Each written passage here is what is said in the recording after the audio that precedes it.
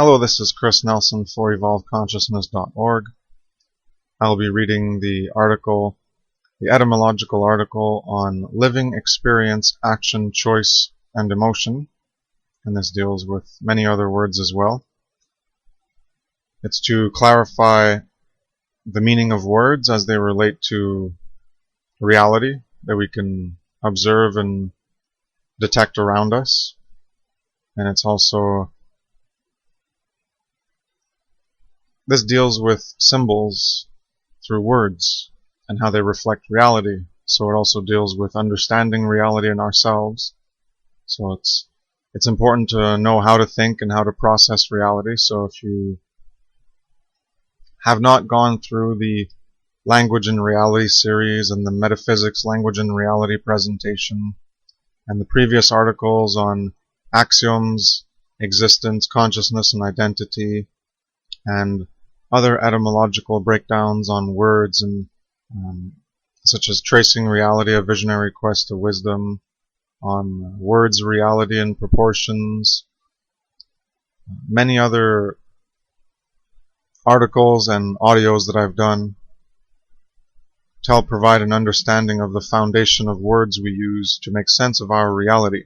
Well, this is a continuation of that theme that I do work on to provide clarity in understanding reality. So this one's going to relate to, as the image indicates in this presentation, in this article, the 6 kingdoms of life, because we're dealing with living, experience, action, choice, and emotion. So the 6 kingdoms of life, you have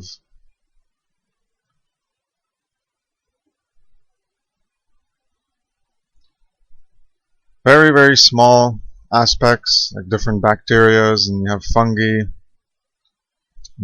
then you have plants, and then you have animals. Animals are the 6th kingdom. They're the most complex. They have the most diversity in terms of what they can do with themselves and their ability to alter the environment through the creative capacity. And humans have the greatest capacity of creativity and the greatest capacity of free will compared to other animals.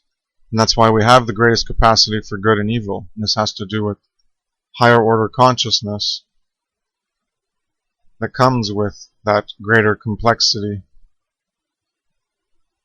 as the highest kingdom of life and as the highest development in our particular kingdom of the animal kingdom, kind.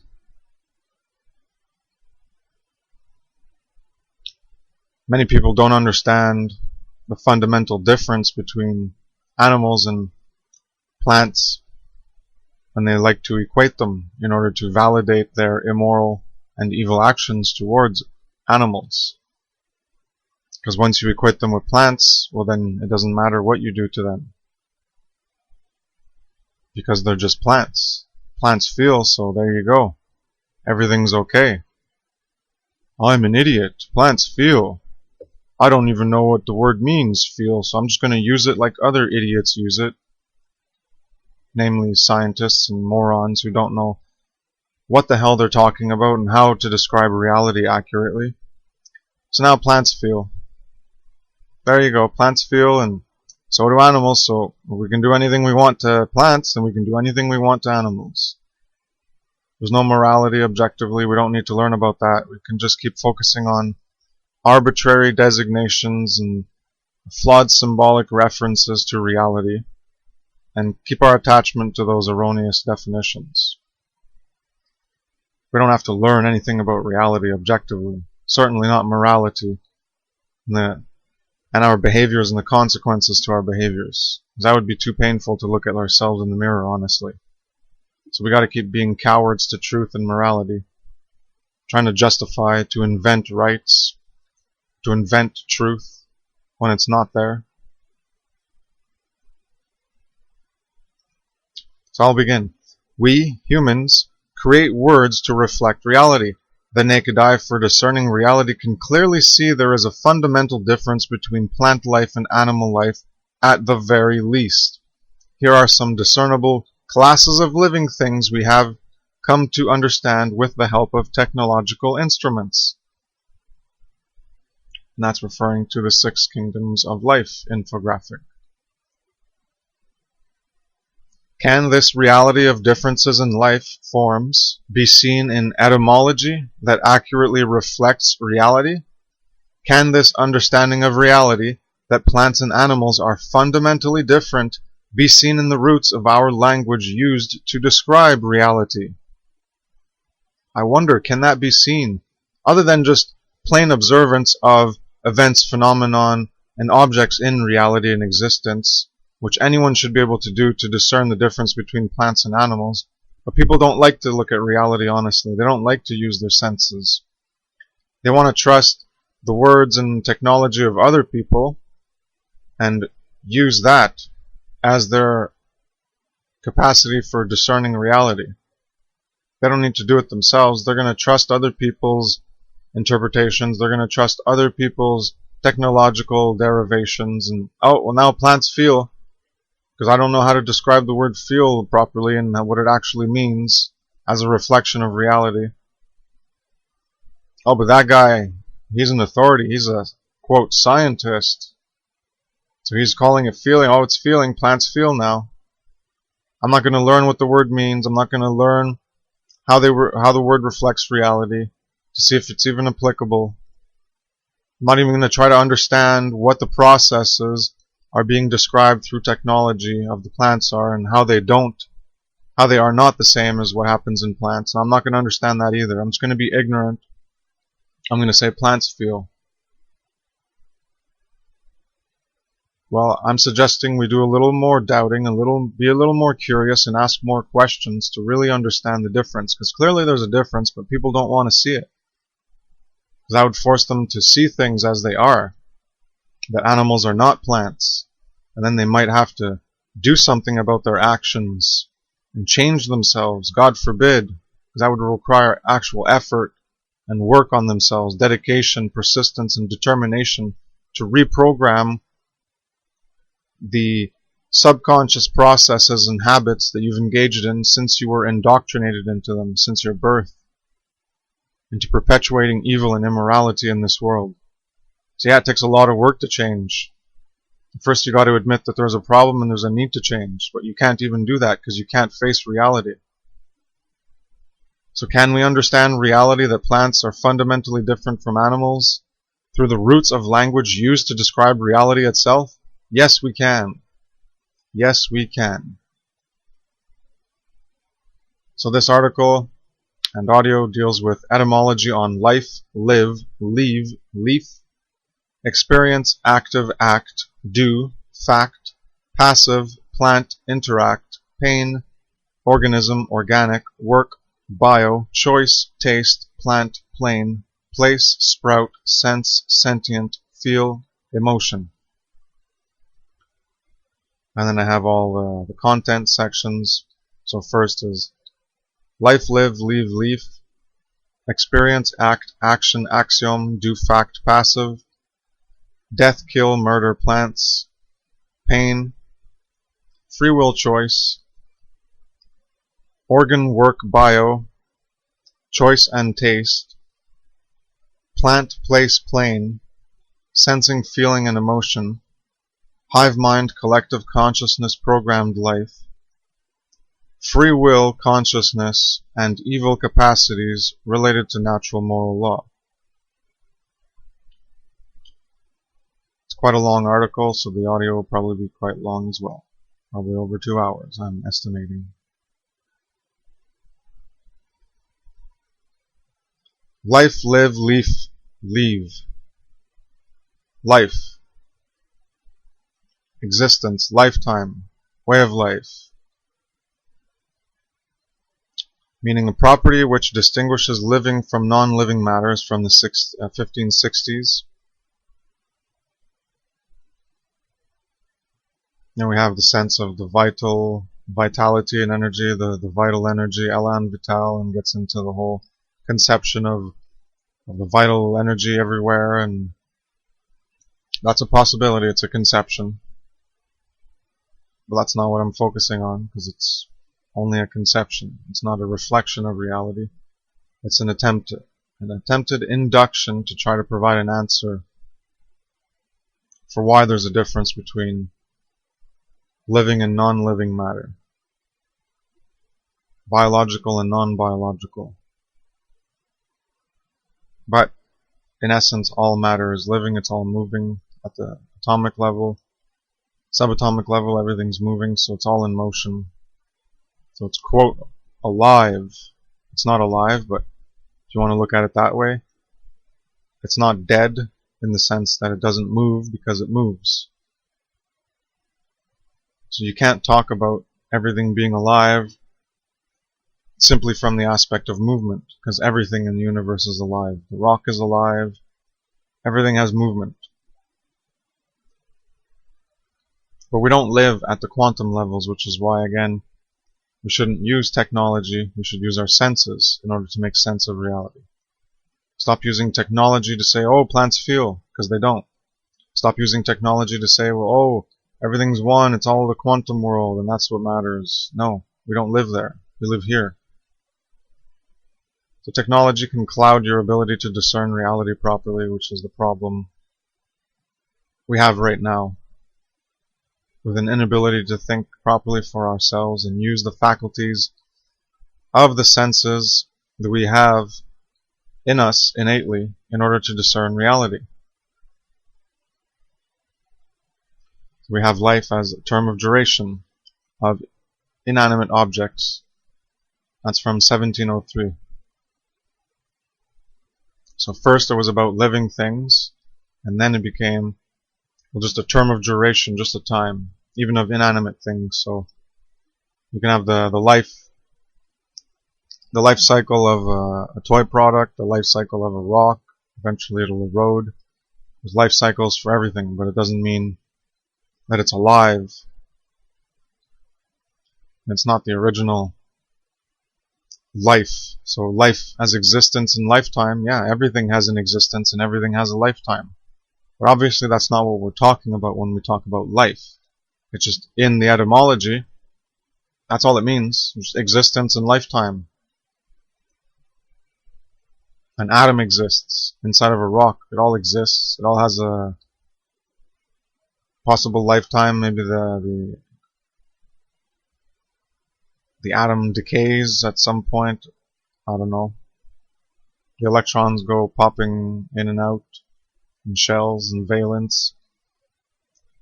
So things have lifetimes. You have the radioactive decay. Things have a lifetime there. And things exist. So everything in the universe exists. That's the primacy of existence. That's what we start with. When you start with the primacy of consciousness, and consciousness creates reality because of some alleged conception brought about through the imagination factory and abstraction engine of consciousness that, oh well, the universe is consciousness, and God is consciousness, and God is the prime mover, first cause, and that's consciousness, so everything is consciousness, and matter is just a secondary. No. You're taking fantasy imagination from your mind, and your subjective unreality, and you're projecting it onto reality as a reality, but all you're doing is just tricking yourself. You're screwing yourself. This is a self-cast spell. This is the power of consciousness, where we don't need other people to lie to ourselves. We are perfectly capable of lying to ourselves alone, through our own inventions of our own mind, so that we can feel good about things. A lot of this is tied to the fear of death and the fear of the unknown and the insecurity, doubt, and the discomfort that comes with that. So we got to project ourselves onto a creation aspect. So project us as creator, generator gods, which I've talked about in other audios. You should go listen to that, where this symbolism, analogy, metaphor, parabolic allegory comes from. The story narrative is created from a reflection of ourselves, transposed onto an imagined concept, a belief. So now creator is consciousness, like us, in the image of us like it. And it creates everything, and consciousness is everywhere, and that's what's the most important, and it only goes into matter, or somehow the vital essence is what goes into matter, and it animates the body. We have all these beliefs to try to make sense of things, to try to provide us with answers. This is where you get into bullshit when you put consciousness as the primary. Existence is primary. The universe would exist without humans in it. Get over yourself, you egomaniacal idiots. And that's what it is. It's all ego. You don't realize that because you don't understand psychology. Thinking that, oh well, my consciousness is all that I can prove, like solipsism. So that's the base of reality, is consciousness. So some people don't even understand how they're self-contradictory. They say, well, oh, solipsism is bullshit, but then they're gonna spout some bullshit of solipsism about how consciousness is primacy. And existence comes from consciousness. But then they'll say, oh, well, solipsism is bullshit and blah blah blah, and they'll talk about solipsism, but they won't even realize how they themselves are engaged in forms of solipsism. Why? Because they're holding on to beliefs that provide them with answers for questions that they want to have answers to. This is from an ego, a negative ego, the negative ego personality identity construct of insecurity, doubt, discomfort, and they need to alleviate that. So you believe in concepts that is a transposition, a projection from ourselves, personified onto a belief that we've invented from consciousness. The consciousness is primary, so that means we as humans are primary, because then we associate ourselves as pure consciousness, and that's where we come from, and that's where we're going back to. And it's all beliefs. It's not objective reality, it's subjective, induced concepts from yourself and from other people that you mix in and alter and change and try to make sense of, because that's what we do. We ask questions and we try to make sense of reality. The problem is not knowing how the words we use reflect reality, and how what we're describing reflects or doesn't reflect reality. And we use technology as a bypass to try to understand reality when we don't even understand the basics, such as existence comes first, which has identity, and then consciousness comes after. That's where we're able to identify the things in existence. We're able to provide meaning, definition,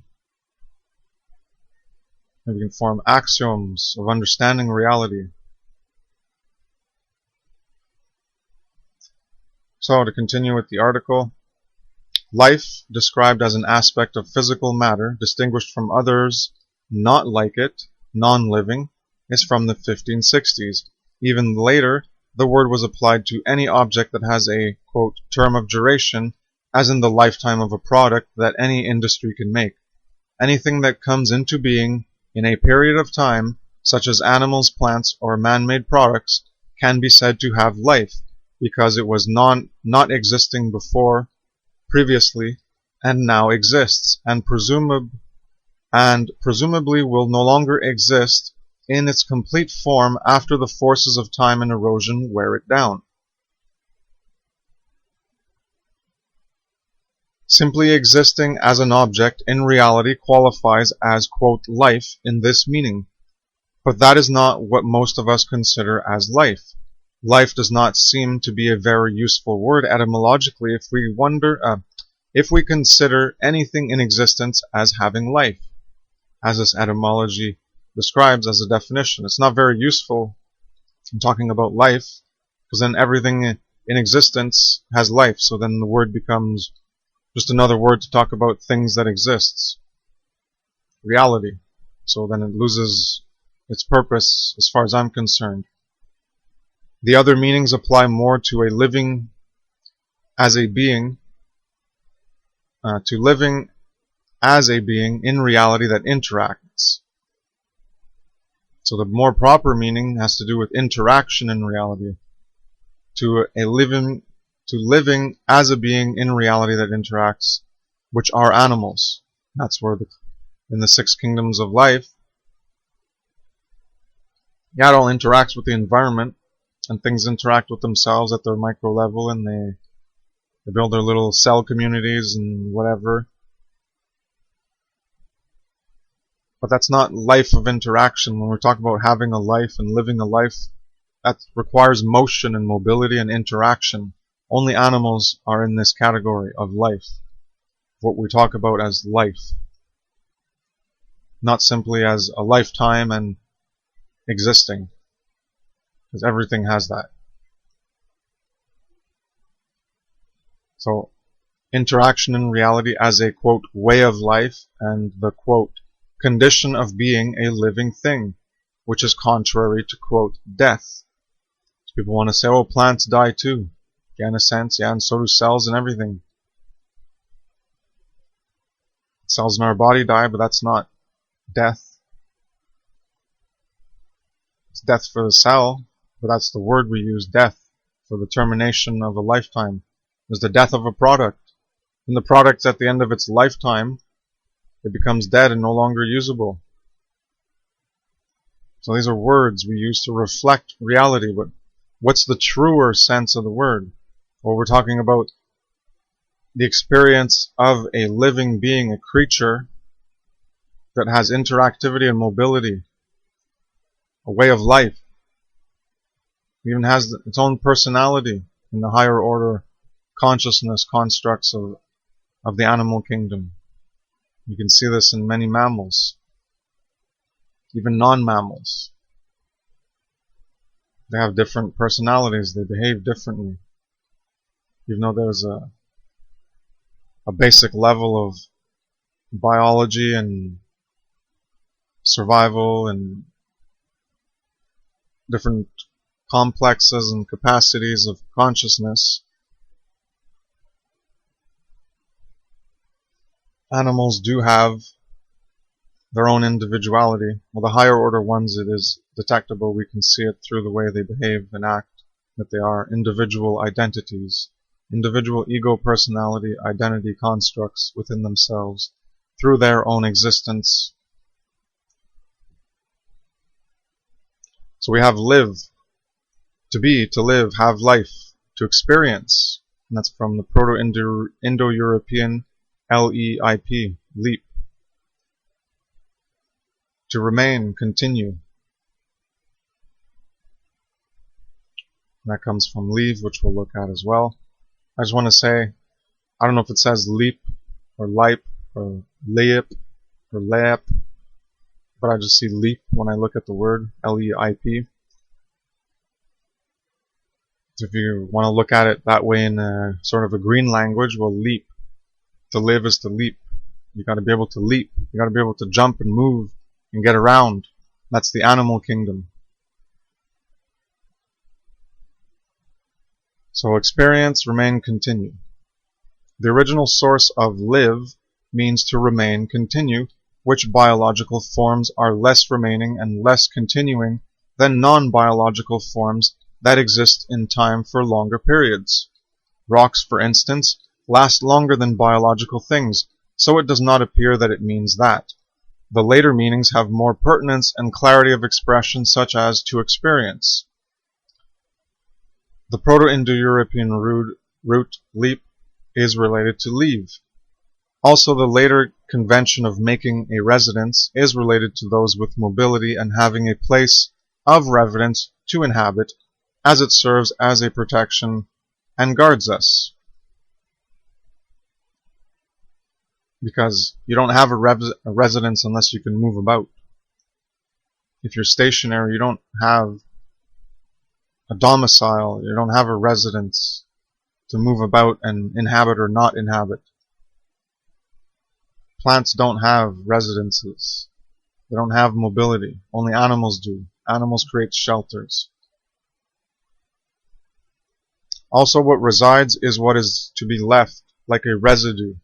and the residence is left behind, while the mobile life can live outside of the residence. Plants and animals leave a biological residue after they stop sustaining the biological vehicle. So biological life dies and doesn't live and have life as much as a rock. So rocks are more alive, have more life, and live longer. According to this, overly generalized conception, which is completely false as far as I'm concerned, to use this in words. We don't use life in this way. We don't use live in this way. But when you take it just from the etymology, to remain and continue, from the root, well, the rock does that better than we do. We only have a way shorter lifespan than they do. And then we leave traces behind. We leave residue. But a residence and residue, you see, they have the same root. But a residence is something we can leave because we have mobility as animals. All animals can leave their residence and be mobile and have a life outside of their residence. Plants live as biological life, not as rocks, so they're more similar to animal organic life, but they're biological and they're planted in a place. They're in the ground and they don't have a residence. They don't move. They're not interactive. They grow to occupy space as they grow. That's the only way they can move. To occupy different spaces by occupying more space, by growing. We don't have that limitation to occupy space. We can actually move. All animals are capable of movement, interact. That's where the real life is, and that's where real living is in the animal kingdom. So we have the word leave, to remain, to have left, bequeath, a remnant of what remains. Again, from Proto-Indo-European leap, L-E-I-P, that's something that sticks and adheres. We have the word leaf. We have the leaf of a plant, page of a book, and that's from Proto-Indo-European L-E-U-P instead of L-E-I-P. L-E-U-P. That's to peel or break off. So leave has the same root as live, which is Proto-Indo-European L-E-I-P. But instead of remain or continue, it is stick and adhere. Leave is additionally described with to have left, as in what is left over, and the old Saxon farlebid, or left behind. This can be related to trace, as in leaving a trace behind, which I've done another etymological article on, there's a link to. Only causal agents move on their own and leave traces from moving. Something like grease or oil can be sticky and adhere as it is moved by a causal agent. Things can leave traces to be traced, but not everything can do that on its own. A mover can move itself, be moved by others, move others, or move other things. And the mover is the causal agent, which is an animal.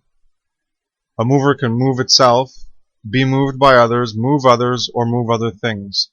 Things left behind that leave tracks represent a causal agent mover, and they also stick and adhere to that source force.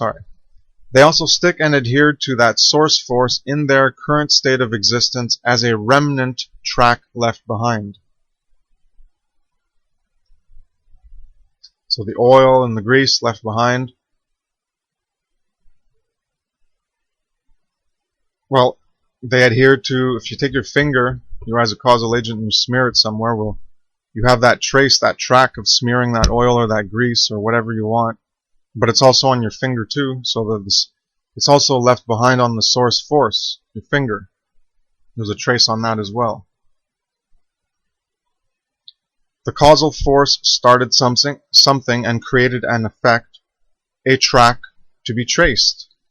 This force remains and continues after the effect upon reality that creates a track of its existence, something left behind that is attached, adhered, and sticking to the source by way of causal relations. This force remains and continues after the effect upon reality that creates a track of its existence, something left behind that is attached, adhered, and sticking to the source by way of causal relations. I'm just making the point that for a track to leave a trace, you need a causal force. And that force, the causal agent that created that force, remains and continues after the effect of leaving a track that can be traced in reality.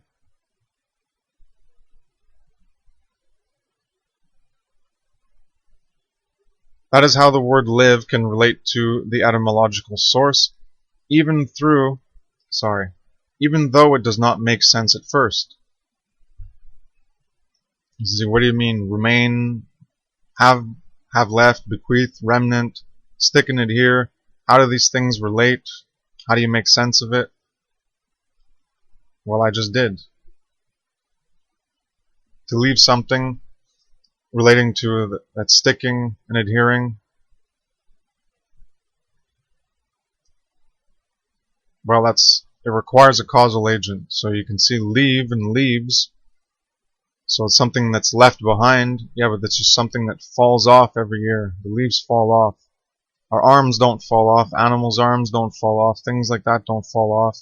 Branches fall off. Things fall off and they keep growing. Plants are not like animals. They are like animals in some ways. They're biological as opposed to non-biological. But the way that they exist is very different. Just like a way a rock exists is very different.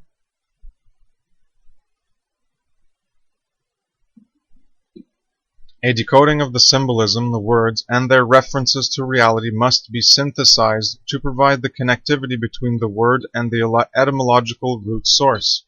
To live is to be a causal agent that can leave something behind like tracks. In the greater sense, everything biological also leaves a track when it ceases to have life. It becomes dead and moves on, but leaves the matter behind that decays and disappears, much as tracks disappear.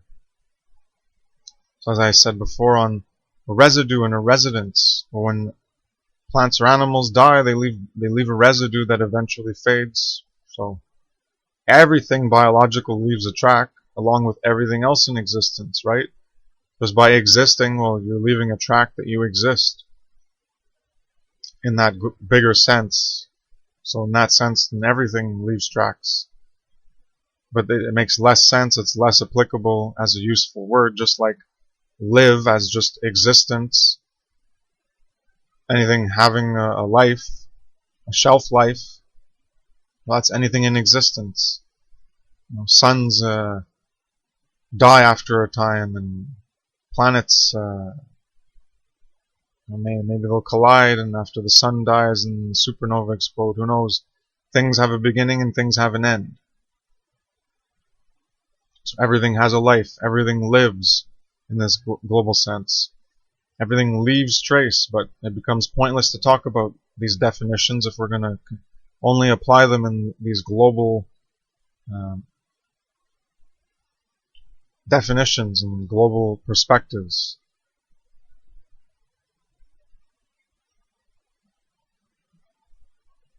So everything biological does leave a track. In this view, it can be taken as all biological life. To live is not life, which will be looked at. To live is more like alive. When you, quote, feel alive, you are moving and energetic, either in physical body or the internal realms of consciousness. It is not passive to, quote, feel alive. When someone is, quote, feeling alive, they often go for a run or express extravagant behavior because they are so full of energy that results in mobility and action. Now this is only applicable to animals. Other animals display feeling alive. And just think of a dog playing. A dog can play with other animals, and you can see that they're both alive and expressing being alive in the sense of life and living as we use it, that has the most descriptive capacity to reflect reality, as opposed to just saying live is anything in existence and life is anything in existence, and live is anything that remains and continues, that perseveres and persists. Well, in that general way, well, it's pretty useless to think of everything in that sense, because then it loses meaning. So where is it the most applicable? Well, live, life, leave is alive, and that's the animal kingdom. So when you work with words, you start to understand where they are applicable. So to bring back plants, from leave we can think of leaves and leaf. Leaf is from the Proto-Indo-European L-E-U-P, similar to L-E-I-P. The U and I change. It is originally to peel or break off. To think of leaves again, something that remains, that is left behind, can be something that is broken off or peeled off from something else. So you peel off, you break off something, L-E-U-P, a leaf, and then it's leaved behind, L-E-I-P, it's a remnant. So it's broken off and left behind. This is how I see L-E-U-P, leaf, relating to L-E-I-P, leave. A book page is peeled away from the whole. Similarly, a leaf is a thin peel representative of the whole. So when you look at the word leaf, it relates to a book page and a leaf.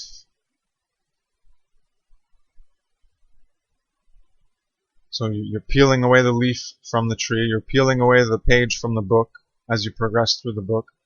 A leaf and leaves on a tree are called such because they fall off, peel off, break off. That leaves a trace of the tree it came from, but they don't make tracks of their own because they do not move on their own. Plants don't make traces. Leaves don't make traces. Leaves fall off, peel off, break off, as per the definition of the leaf. It's exactly what they do. And there are remnants left behind like leaves, something that leaves a trace, but they don't do it on their own. It's a part of a biological process of survival as the seasons go by.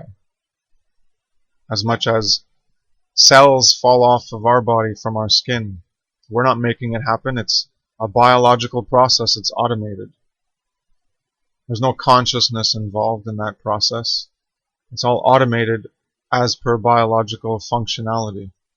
There's no free will deciding, oh, I'm going to flick off this dead cell and not this one from my skin. So I'm going to have this one automatically just fall off and not the other one. There is no control over that. It's automated. Leaves fall off of trees and hit the ground, and there's a trace, and then the wind, a causal force can take the leaf and bring it somewhere else where the tree isn't, and then it's leaving a track somewhere else, but the tree didn't do it. All the tree did was grow, because it's a base biological in the 6 kingdoms of life. It's a sustainer of life, of other higher order complexity in the animal kingdom. Plants can leave traces with their released body parts, such as branches, leaves, or dropped fruits, nuts, or seeds. Plants cannot leave traces on their own, for they are not mobile. Plants require a part of themselves to become detached, quote, dead, and leave a trace of themselves behind, a remnant. Animals cannot do this. We don't break off remnants of ourselves and leave them behind as part of our yearly growth. The traces animals leave are from our mobility, which plants do not have. When animals die, then they leave a trace behind from themselves, as do plants when they die as well. And then all biological life is recycled into the earth. That does not negate the difference in animal and plant life. So yes, there's a similarity. Because we're biological life and we have a shorter lifespan and existence than a rock, we have similar recycling patterns in the earth where we decay and get recycled into the earth. Bravo for recognizing that. It does not mean plants or animals in any substantive way in terms of the most important thing, which is truth and morality and right action. Plants aren't even in the same field of experience and existence as animals. It's two completely different aspects of the six kingdoms of life. The next section is experience, act, action, axiom, do, fact, passive. So experience, we have a trial, proof, experiment, knowledge, trials, enterprising, active, and from try. From e, out of, and peritus, which is experienced, tested. And peritus is from the Proto-Indo-European root per, to lead or pass over, such as in peril. So experience, knowledge, trials, enterprising, active, try, test.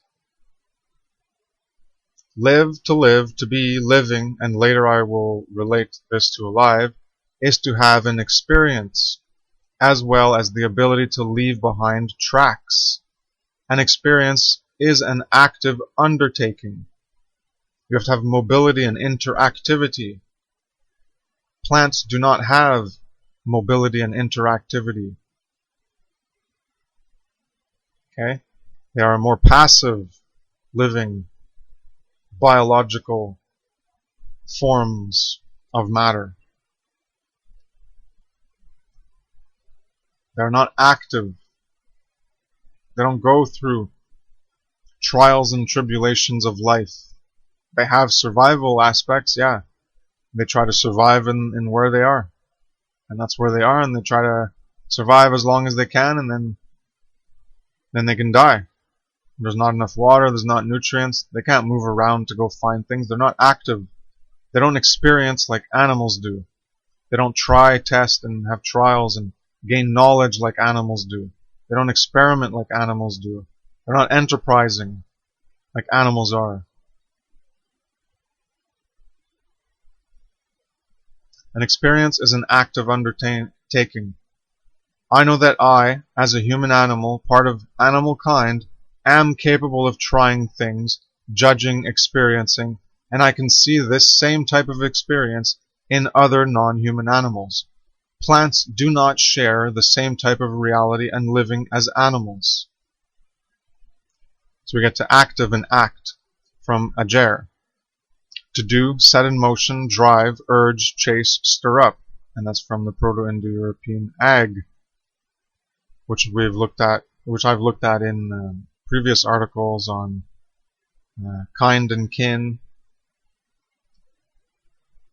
genus and care, and also the article Axioms, Existence, Consciousness, and Identity. And ag is to draw out, to drive, go forth and move. And we have some cognates here. Again, or again, A-G-E-I-N from Greek, to lead, guide, drive off, carry. Moving, active, from the Sanskrit, agira. So act is related to axioms, and I quote here from my previous article. Ag relates to ga, from kind, in meaning as well as being the inverse in letters. Ga indicates an association, togetherness, completeness, or wholeness. Ga relates to ge, Ge, and genus, generation, care, etc. All of this generation, care, begetting, happening is the action, the effect that culminates from internal causal forces of consciousness, thought, and emotion. Action has the same source as axiom, Ag. To get to Ga, the resulting complete wholeness of something manifesting, you need Ag, an active driving force that drives, draws, and moves us. These are from within consciousness. These are images that reflect reality directly or indirectly through a conception. We then generate with these internal forces the external results we produce as a whole complete manifestation from our consciousness, thoughts, emotions, and actions, out into the world.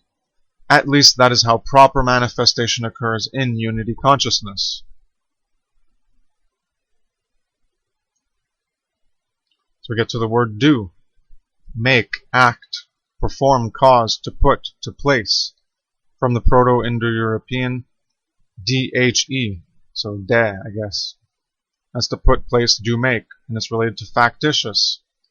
So we look at factitious. Made by or resulting from art, artificial.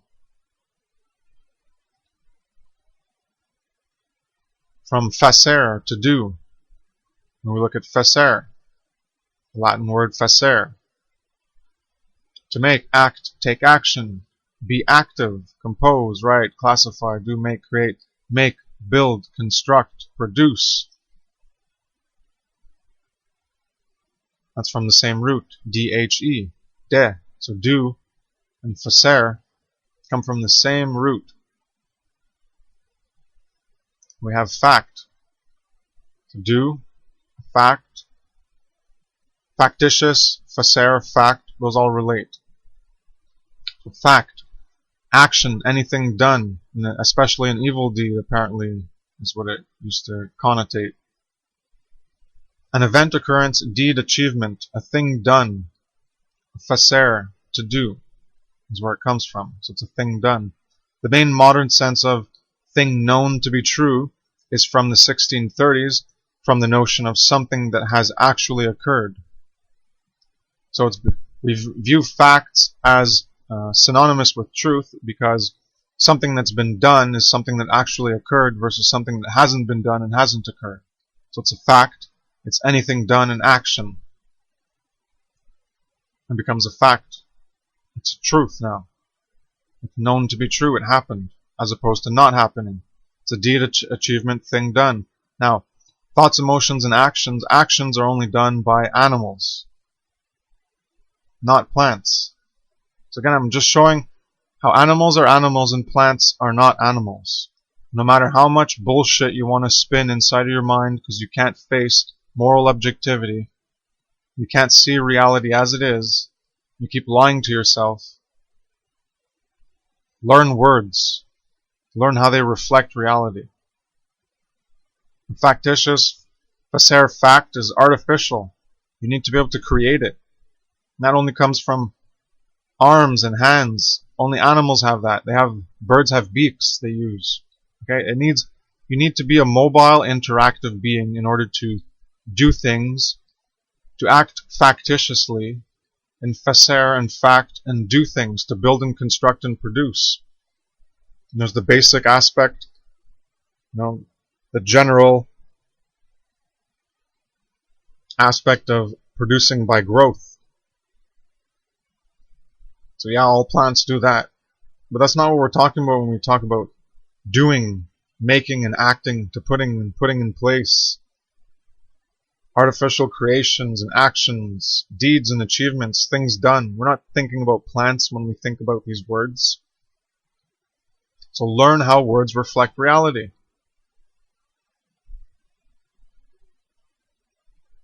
We have the word passive, from passif in French, suffering, undergoing, hardship. From Latin passivus, capable of feeling or suffering. And we have passion. We have the word The meaning of not active is first recorded in the late 15th century. 15th century. So we see how normally when we think of passive, we automatically think of not active, which is generally how it's supposed to apply. You have doing an action, active, and then you have passive.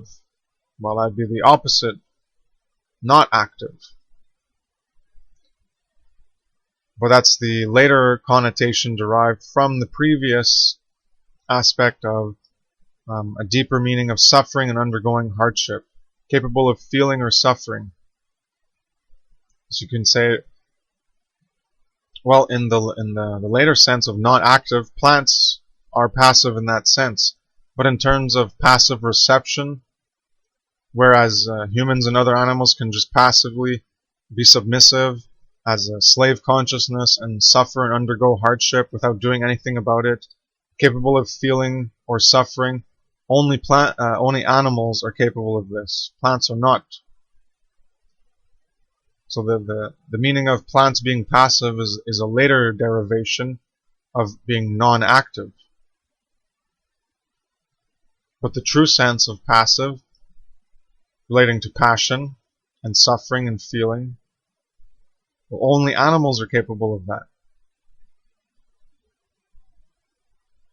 If you really think about it, sure they can endure a storm and get beaten around the plants, but it's not feeling or suffering as we understand it, as other animals understand it, because plants are not animals, and they're passive in the sense of not being active. They're not mobile, and they can't move around, they can't save themselves, they can't change their environmental conditions.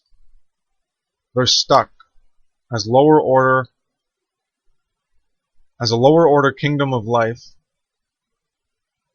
and they're there to provide life for higher order kingdoms. Without plants, there are no animals living. Animals are dead. Plants are required. Plants are the sustainer. Plants are the life giver, just like the sun and Mother Earth, Mother Goddess symbolism, and the sun symbolism. Well, they're the providers of life, and air symbolism. Well, air provides life. Without air, there is no animal life.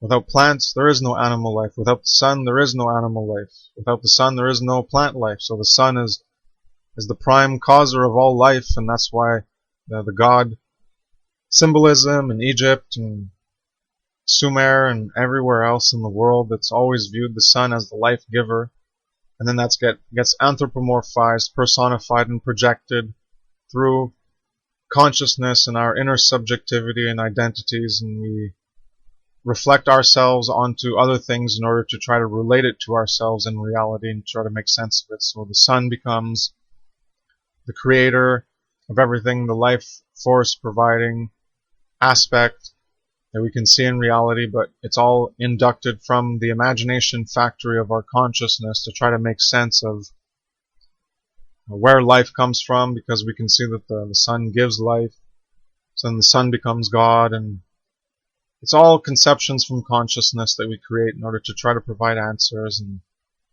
the sun creates life, well then the sun dies every day and we die, and oh well then we're going to create afterlife beliefs and reincarnation beliefs and recycling beliefs and all these beliefs, because we have a very powerful imagination and we have a greater degree of fear from our own imaginations. Lower order consciousness animals have fear, but it's directly related to realities in front of them. They don't have these abstraction, imagination fantasies to make them fear things that just exist inside the subjective reality of the multiverse of their imaginations, where we can create universe after universe after universe in our minds and play out scenarios and think of things that don't exist, and we just create problems for ourselves. This is the double-edged sword of consciousness and imagination, as I've mentioned in other audios on symbolism and grounding in reality and beliefs. So if we look at the word act and its cognates, with the related Proto-Indo-European root ag, to do, set in motion, drive, urge, chase, stir up, the cognates of a leader, right? Because a leader usually sets in motion, drives, and urges others to do things. And see if that applies to plants in general or to animals in general. Take that word act and its cognates and think of reality and how that word reflects reality, and see if it applies to plants or animals. Doing things, setting things in motion, chasing, stirring up, leading. It seems fairly clear to me that active living beings are animals, not plants. Plants are not active in this sense, and are, quote, passive living beings in the sense of being non-active. Not in the sense of passions and feelings like other animals physiologically express through their consciousness. Plants are passive in that they do not receive and suffer attacks, with some having programmed sense responses to release defensive chemicals, etc. Plants are responsive in that they do receive and suffer attacks. I think I said I do not. So they, in the sense of suffering, hardship, as I just mentioned before getting into this paragraph, they do receive and suffer attacks, and some of them have programmed sense responses to relieve defensive chemicals. And we're going to get into senses, feeling, and emotion, as I've indicated at the top in the contents. That'll be a later section. So just remember the passive part and suffering and undergoing hardship. You can look at my other articles on bearing good and evil, which has to do with compassion, sympathy, and empathy. This applies to animals. It's not a plant thing.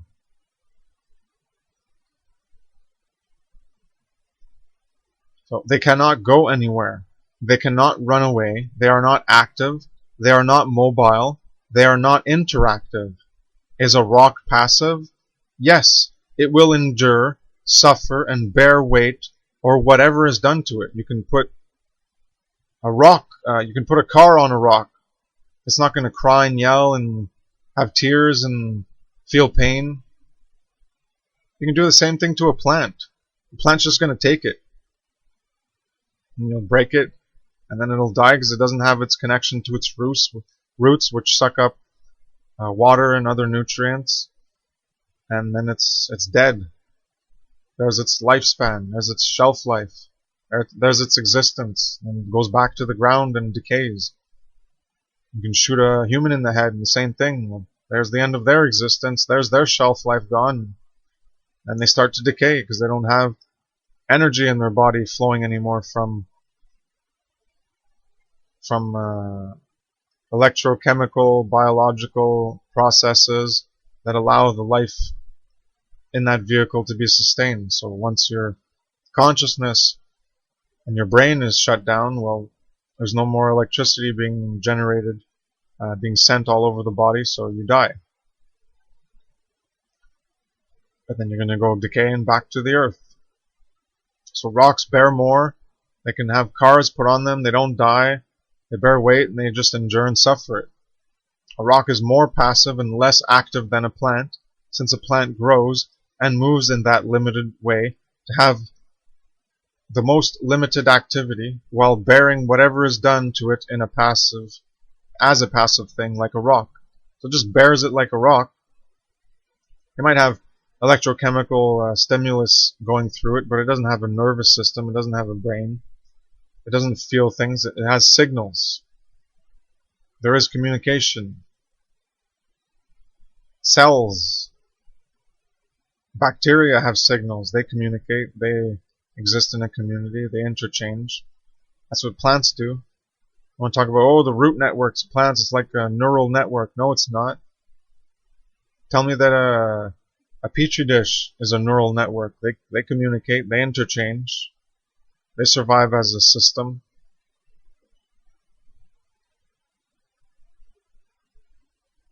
Plants are not animals. You need to get over it. Really learn the words in reality and really look at reality and learn from reality. Plants are not animals.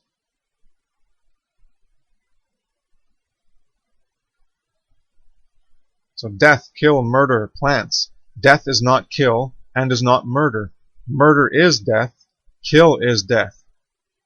Words matter. Order matters. Different actualities of existence, death, kill, murder, do not result in the same definition.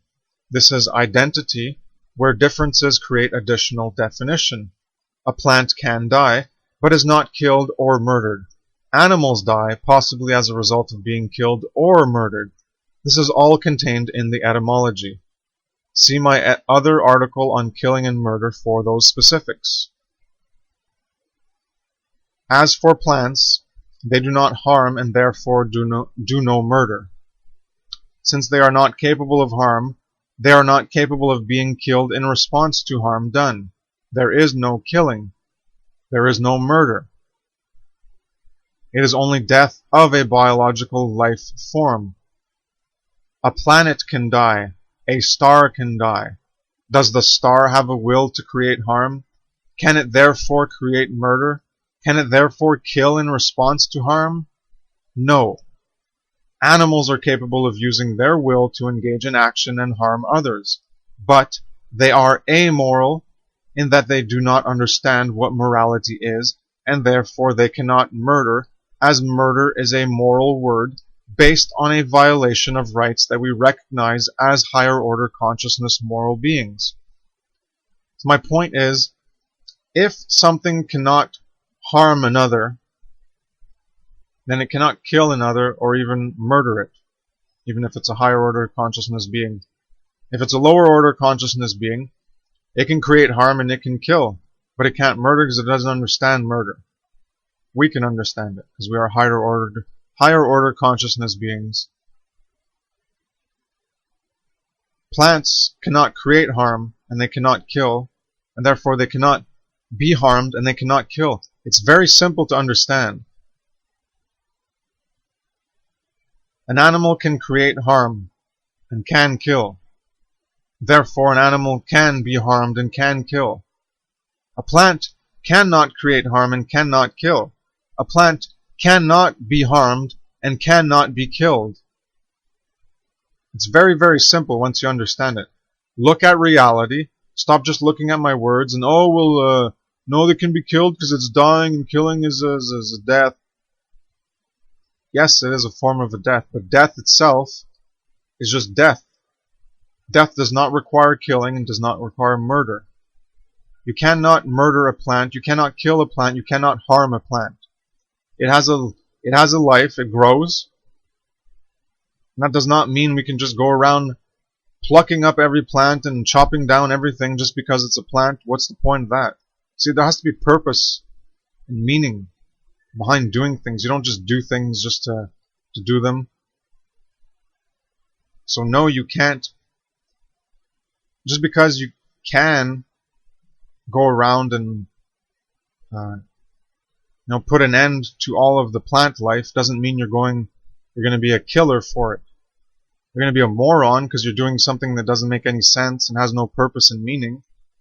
Just to be a destroyer. It's like you can mine things. Or what if there's nothing to mine? Let's just dig mile-long holes and of just mining for fun. We could just mine for fun, right? We just dig up stuff and dig and dig and dig, and for no point, no meaning. We'd be morons destroying the planet and making holes and destroying ecosystems. But there's no point behind it. So when you do take from the earth, there's usually a point. And when you take from animals, when you take from plants, there's usually a point. And even when you take from animals, there's usually a point. Because you want what they have. But animals have their own life. Just like we have our own lives. They are not plants. Plants are not animals. Plants do not live like animals live. They do not have life like animals have life. They don't experience like we experience.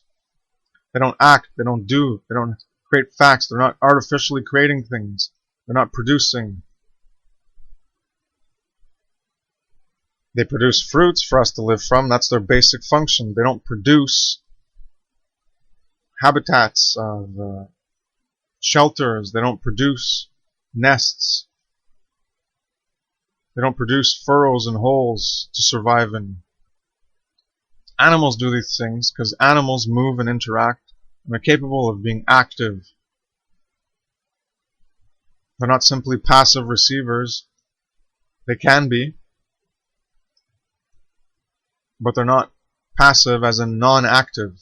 Animals are active, plants are passive in that sense.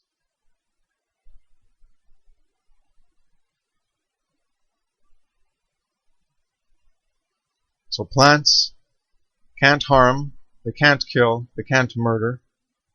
Animals can harm and can kill. Higher order consciousness beings understand that they can murder. And they can have harm, killing, and murder applied to them. Animals of a lower order consciousness can have harm and killing applied to them. Plants can't, because plants can't do it. It's very easy when you understand this. For something to be able to receive something, they have to be able to create it. So if you can create harm and you can create killing, then you can receive harm and you can receive killing, which is all animals.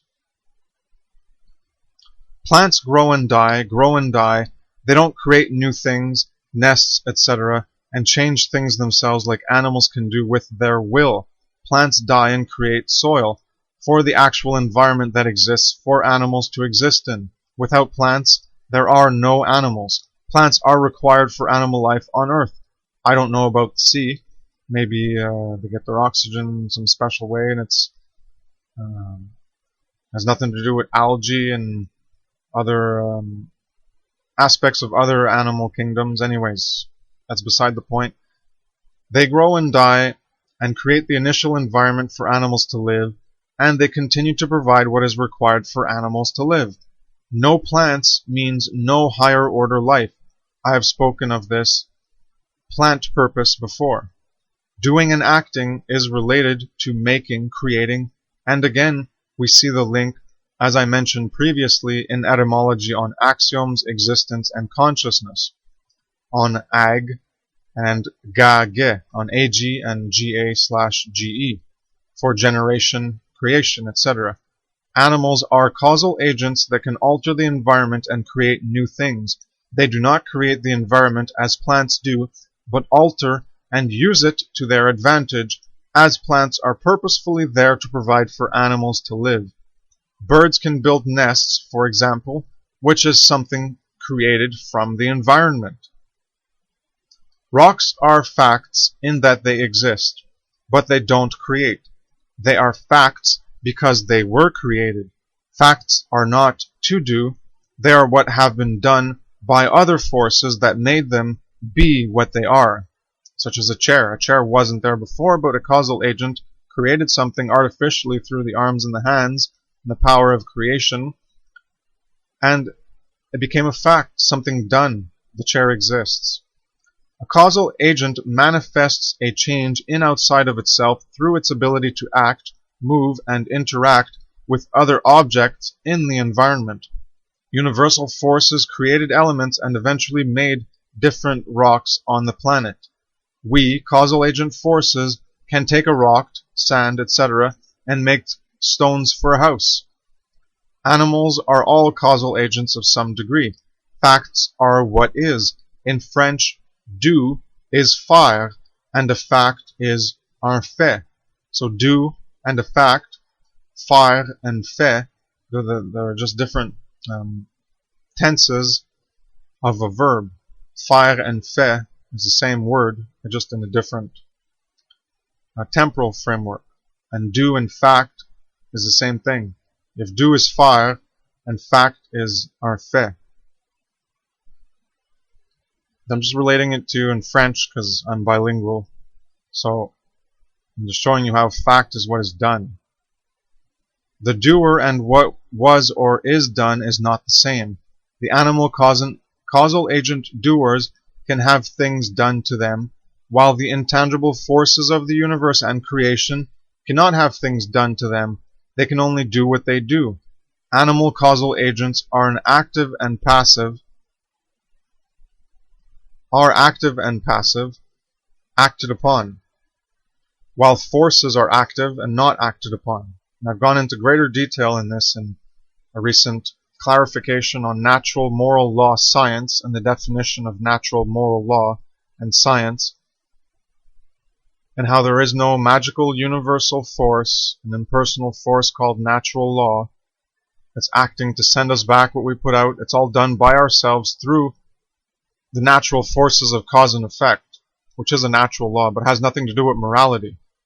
The moral capacity of reciprocity is done by other causal agents which can act and act upon.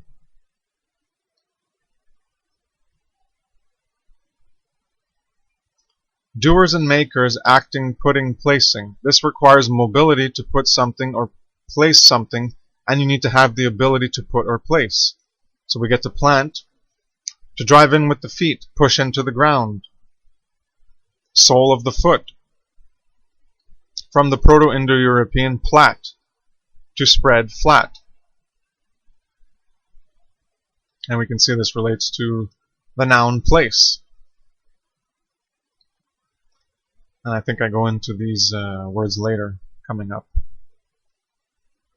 So plant, push into the ground, sole of the feet, spread flat. A plant is something that is placed. It doesn't do the placing. It doesn't do. The plant is done. It's put. Seed, the force of the wind acted upon it. And then the seed went somewhere. The earth got covered over it. And then eventually it grew. But it's in place. It's not placing itself. It's been placed. It's been pushed into the ground. It's like when you plant yourself and you're firm. You drive in with your feet, you plant yourself in the ground, you spread and you're flat. You're staying there. We have interact, act on each other.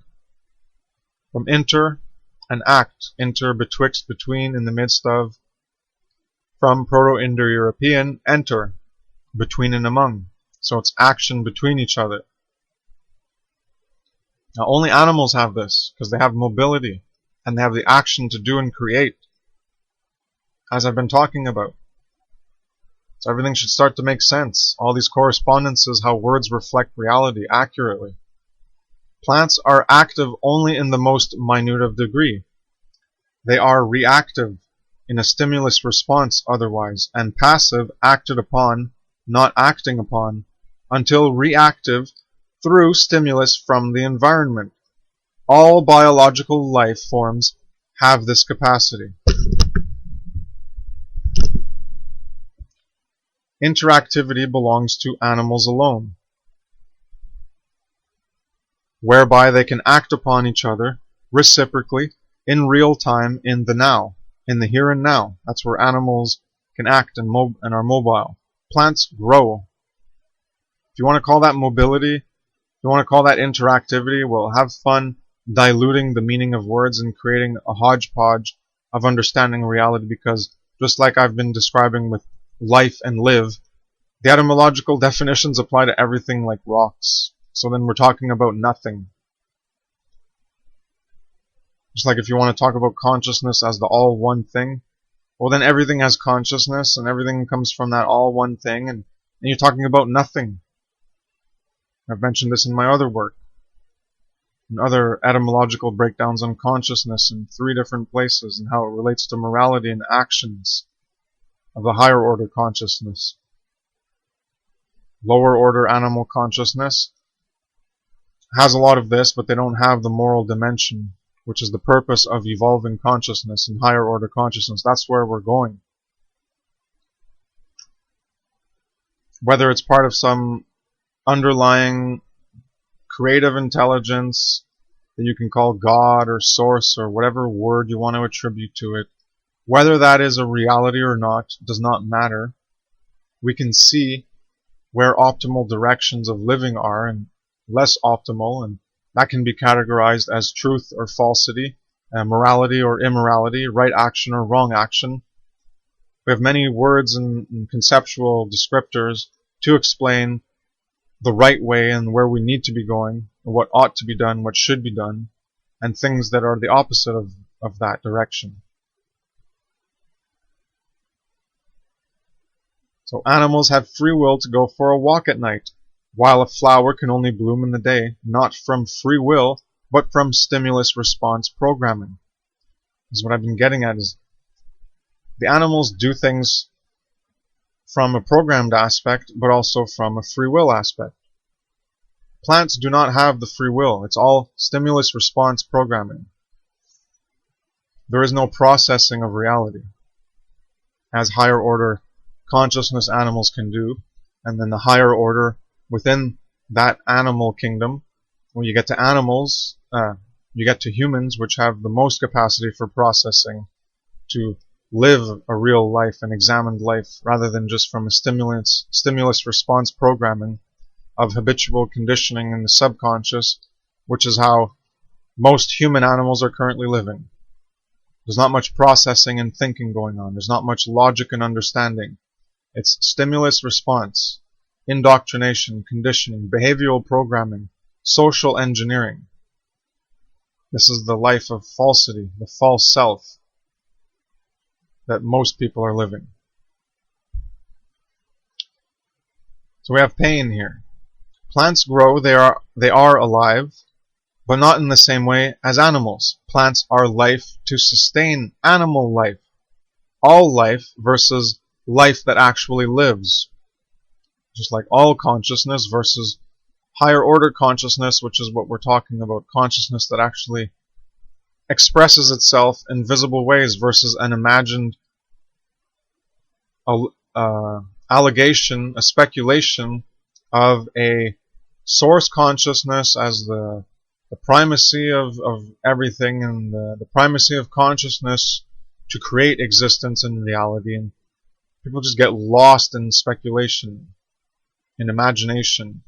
So we have that conception of all consciousness versus consciousness as is actually manifested in reality that we can see through the animal kingdom.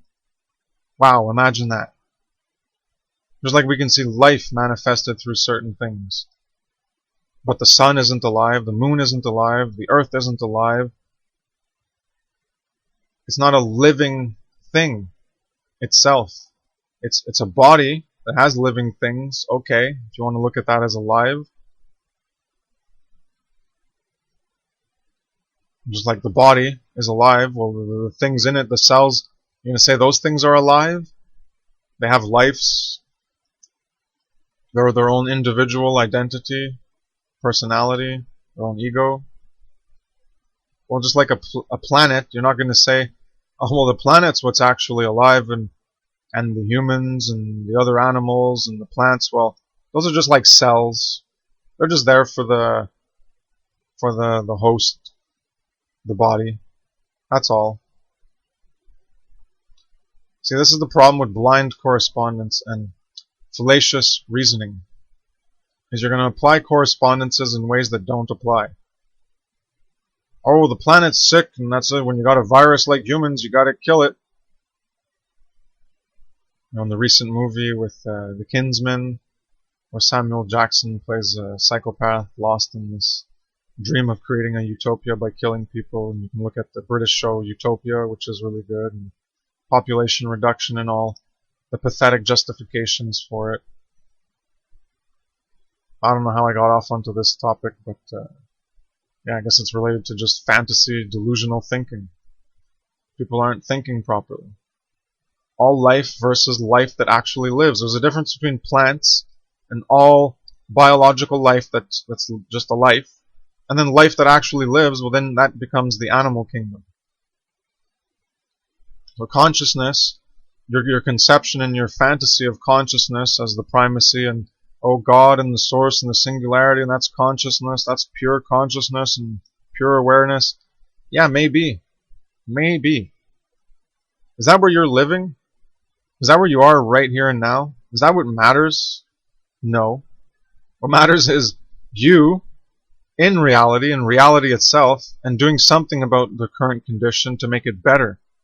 That's why morality is the real spirituality. That's why consciousness is all about evolving towards morality in higher order, living, higher self, realer self, truer self, more authentic, more examined. People need to stop externalizing things outside of themselves in their imagination, abstractions. and believing them to be reality. When it's not reality, reality is in front of you, reality is around you. The things that you create in your subjective unreality of your mind and consciousness and imagination and fantasy does not make it a reality. Doesn't matter how many correspondences you can apply. It's a conceptual model and framework for you to try to provide answers to questions that you want answers to. Because we're always asking why, and we're always, those of us who are thinking anyways, who like to think and question, we're always asking why, and we're always trying to find answers. There's a difference between finding an objective answer grounded in reality and one that's more speculative, more imaginal, more conceptual and less grounded and more simply a belief and not based in reality. Why does this happen? Because of our ability to abstract and anthropomorphize, personify, and project ourselves as reflections onto reality, onto our conceptions of reality. But they're not reality itself, it's just how we're trying to make sense of things. Alright, let's continue. Pain. Late 13th century punishment, especially for a crime.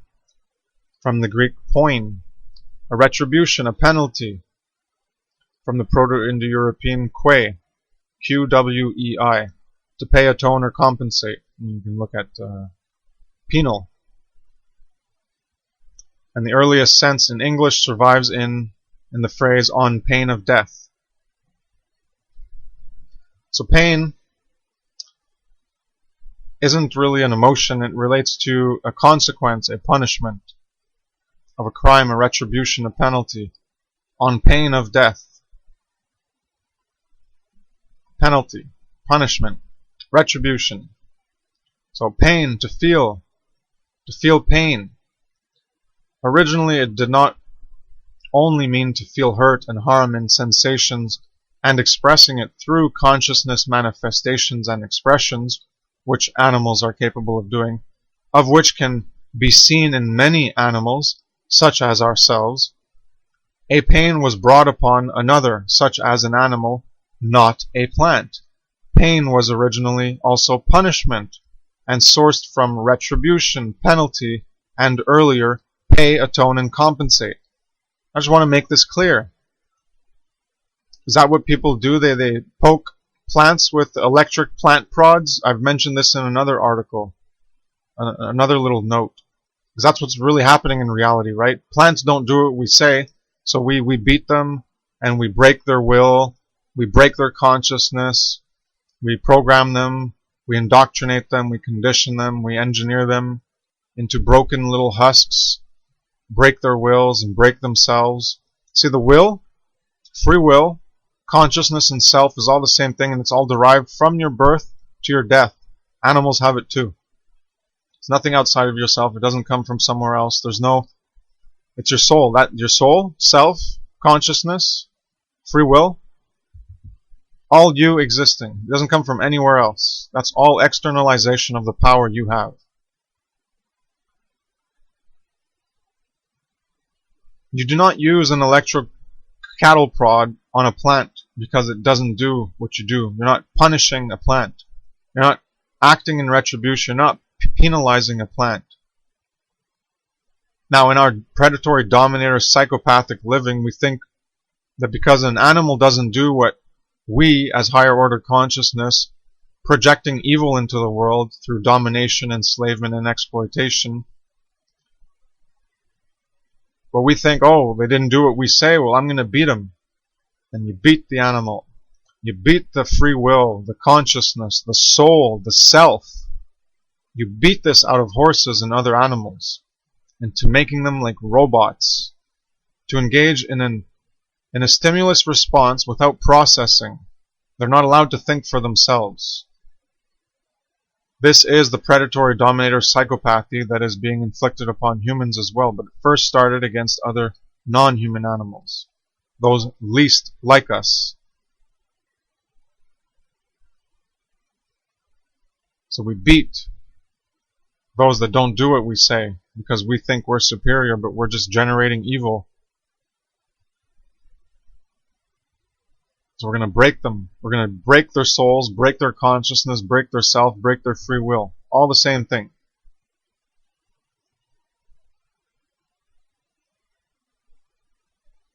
Think about it. Go through my other audios if you don't understand. It's all from within. It's all us. Each one of us has consciousness, has free will, has soul, has self. And just a matter of how corrupted it is or how authentic it is. How true it is or how false it is. How moral it is, how immoral it is. How good it is or how evil it is. Other animals have this capacity. They don't have the capacity to understand it, but the same processes happen to it because they have consciousness, free will, soul, self. They are a living animal, and they need to be broken. Their ego, personality, identity, their freedom, free will, consciousness, soul, self needs to be broken and shattered to become a stimulus response plant. Just like many people in society are just plants. They're just robots, automatons, stimulus response with no critical thinking, no free will thinking of their own choices. You break the ego, personality, identity construct and you make it a conformist conform to a social concept, a social construct where everyone can be the same. So you remove individuality, you remove creative thinking, you remove processing, so you're just a stimulus response. And this does happen to other animals, non-human animals. I just want to make that clear. This does not happen to plants. You don't break plants. You don't break their free will, their consciousness, their self, and their soul. Because they are not a consciousness expressing being. I have a lot of infographics and explanation on nature and different levels of nature, that word nature, how it applies in different ways. I've already talked about consciousness, and a lot of my work explains a lot about how to accurately perceive reality and distinguish what has consciousness and what doesn't, as per the symbols, these words that reflect reality and how they reflect reality.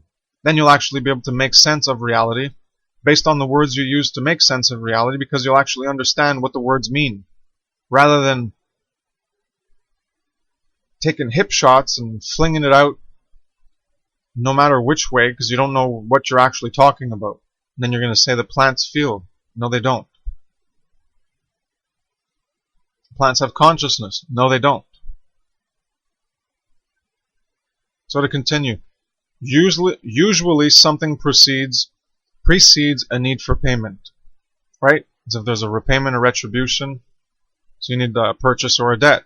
Where does this debt come from? Consequences to actions have debts owed. Sometimes they are positive as in rewards, and sometimes they are negative as in punishment. Rewards are positive consequences to harmony with truth and morality. Repayment of a wrongdoing, righting a wrong, the right to redress a wrong, is getting someone to pay, atone, and compensate for their actions in reciprocity. Plants cannot do this, while animals can.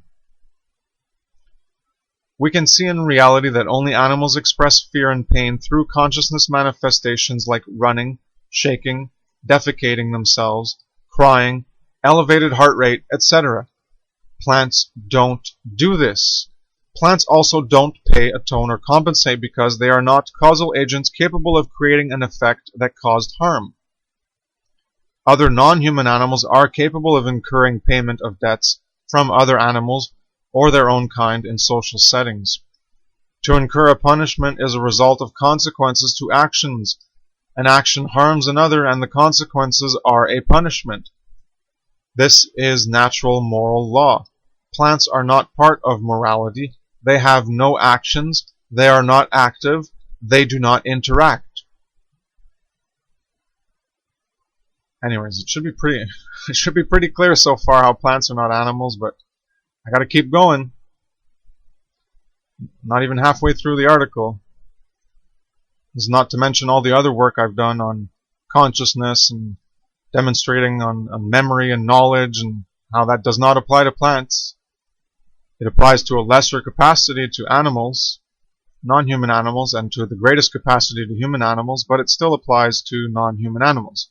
And now we get to free will choice and how this still applies to animals, but more so to the greater complexity and higher order consciousness, which will allow greater applicability and creativity through greater free will.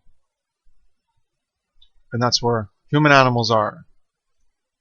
But other animals still have this capacity.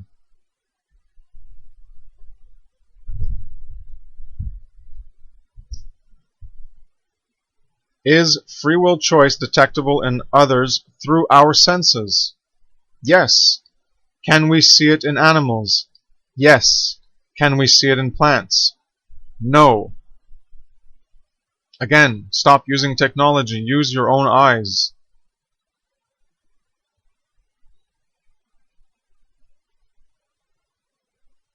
A certain plant and another plant will always make the same, quote, choice because it is responding to the variables in the environment, such as light, humidity, water, and objects in close proximity.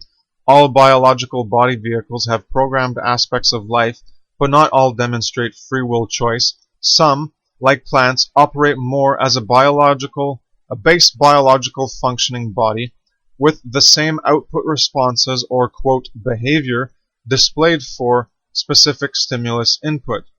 Animals can differ in choice because they have different senses and have a perspective from vision.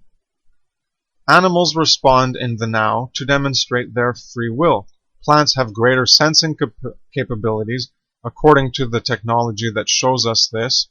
Allegedly, 20, 25 senses, whatever, doesn't matter to me. They're not animals. They do not demonstrate the same capacities as animals. They don't operate like animals. They're not animals. Get over it. Animals have less sensory capabilities, but are mobile, interactive, and have sensory stimulation and higher degrees of activity. Plants cannot express choice while animals do. Humans are an animal that express choice, for example. Plants are more basic in basic programming, stimulus response, along with a program guidance operating system and possible, I say possible, quote, collective hive mind to survive as a biological life form. Plants can sense the environment or go towards water. They use chemicals to transfer information about the environment as sensory data. Bacteria can do similarly. It doesn't mean that it's a consciousness. That's why I say possible collective hive mind, because you can think of bees and ants and how they operate according to the dictates of another programming telling them what to do. Well, that's how you can look at plants as operating as well. Just basic chemical, electrochemical transfer and the higher sensing capacities in order to detect things in their environment, because they don't have the free will. They don't have the individual identity. They do have individuation as they are each plants, and they're each doing their own thing to survive, but they can communicate through chemicals and other ways in order to survive as a system, as one thing, just as bacterial cultures can. But it's all basic programming and possible and analogous to a collective hive mind if we look at other animals. So things appear to act in unison, but it's just signals being sent where the plants can react in a similar way. Just like when the sun goes down, well, there's a stimulus change and the response will be different. Well, all the flowers will close up. Well, it's not because they're all acting independently of their own minds and consciousness. You can look at it as a hive mind and consciousness where they all receive the same signal. Because it can be done without the sun. It can be done as as a warning for a predator. Something's being inflicted damage, electrochemical signals are sent which go through the roots, and the root network sends a signal to advise the plants of something based on a stimulus, and then they will respond accordingly based on their programming for that stimulus. A plant will never be purely identical to another, as nothing can be exactly like something else. They each have different positions in space-time and different environmental variables affecting them. But the program produces the same life form, although unique in some ways. A bacteria culture can grow differently as a culture in one dish as compared to another, even though they were identical cells, and so do plants grow differently despite being the same. All you have to do is look at Bruce Lipton and epigenetics. That's the concept of epigenetics. The same cells in two different dishes and two different environmental variables will produce different things. Is that because they have their own consciousness and their own mind? No. That's because the environment affects biological life progression, the stability, the complexity, and the persistence, and the replication into the future is dependent completely upon the environment. This is the way it works for all the 6 kingdoms of life. This is because it's a basic biological survival aspect of living. Replication requires energy. We require energy consummation for stability, persistence, to reach higher complexity, higher organization, higher component coordination and arrangement. So basic body vehicle growth and propagation is guided by programming for survival, more than it can be said to be guided by free will. Free will is seen through the display of mobility in the now. A plant is mobile around the sun. A planet is mobile around the sun, but along a certain path, not free mobility.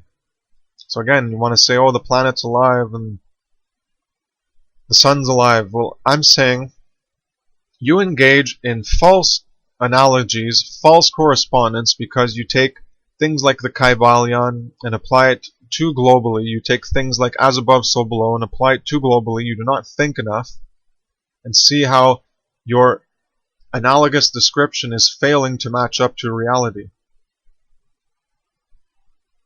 So a planet, yeah, it has living things, and it's like the cells in the body, and the host is the one that decides, and it's got to eradicate the virus, and humans are the virus, and the planet's gonna eradicate humans. Well, no, the planet isn't an actual living thing in an individuated consciousness like other animals are.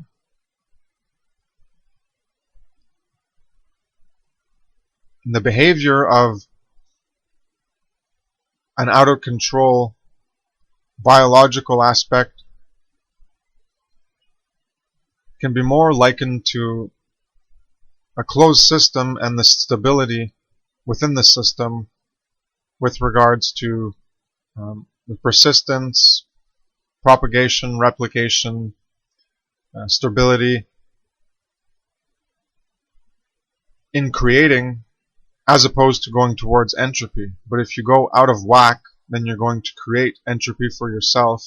And if you do not respond to the entropy and course correct, self-corrective mechanisms which all biological life forms have, then the consequences to your actions will result in your extinction because you do not course correct.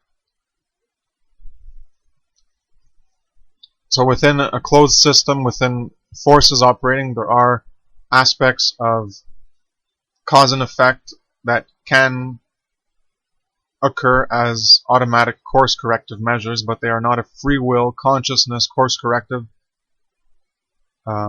mobility and interactivity. A planet does not do that. A planet goes around a path. It's not free will. The sun is not free will. It's all anthropomorphizing, personification, and projection of ourselves onto other things that we view as life-sustaining. And because we have life, well then our life comes from them. So our life comes from Mother Gaia, the Mother Goddess. Our life comes from the Creator's Son, and blah, blah, blah. All these imaginations and conceptions which are ultimately just beliefs in order to try to make sense of things and relate ourselves to reality. Probability choice of a variety of available options that lead to greater chances of survival and success is an ability that even fruit flies have. Where you're making probabilistic choices, not programmed choices, in a stimulus response like plants. Fruit flies, really, really basic, low order animal life, even has that capability of choosing in probabilities for their survival. Whether it can be proven consciously or not, that they're self-aware of this, it's still processes that are going on within themselves, where they are choosing and making decisions. Plants are predictable in stimulus response. Lower order animals make choices based in survival stimulus response, that in the freedom of others' choices. Lower order animals make choices based more in survival than in the freedom of other choices. While higher order animals like humans are capable of understanding more aspects of reality, survival, and evolution, like morality and responsibility to our actions, to make different choices than simply based on survival. So lower order animals make choices based more in survival of a stimulus response than in the freedom of other choices. But humans have higher order consciousness, so we have the capacity to evolve and free ourselves from that basic survival modality of stimulus response. That's what higher order consciousness is for, in order to understand more of our reality, so that we can navigate it and create in it more effectively, which we are failing to do. We can make different choices more than simply basing them on basic survival needs. That's where thinking and processing and understanding comes in, rather than acting as an amoral lower animal.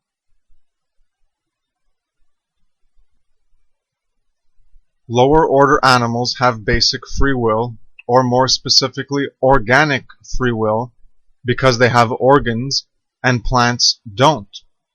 Not the higher order free will capable of philosophy, wisdom, right action, morality. Does a cell have free will, or does it follow programming? What about your muscles, the lungs? The individual components are not a free will consciousness like humans or other non-human animals are. All you need to do is look at reality, look at the words that describe reality, find out what the words, how they accurately reflect reality, and you'll see that plants are not animals.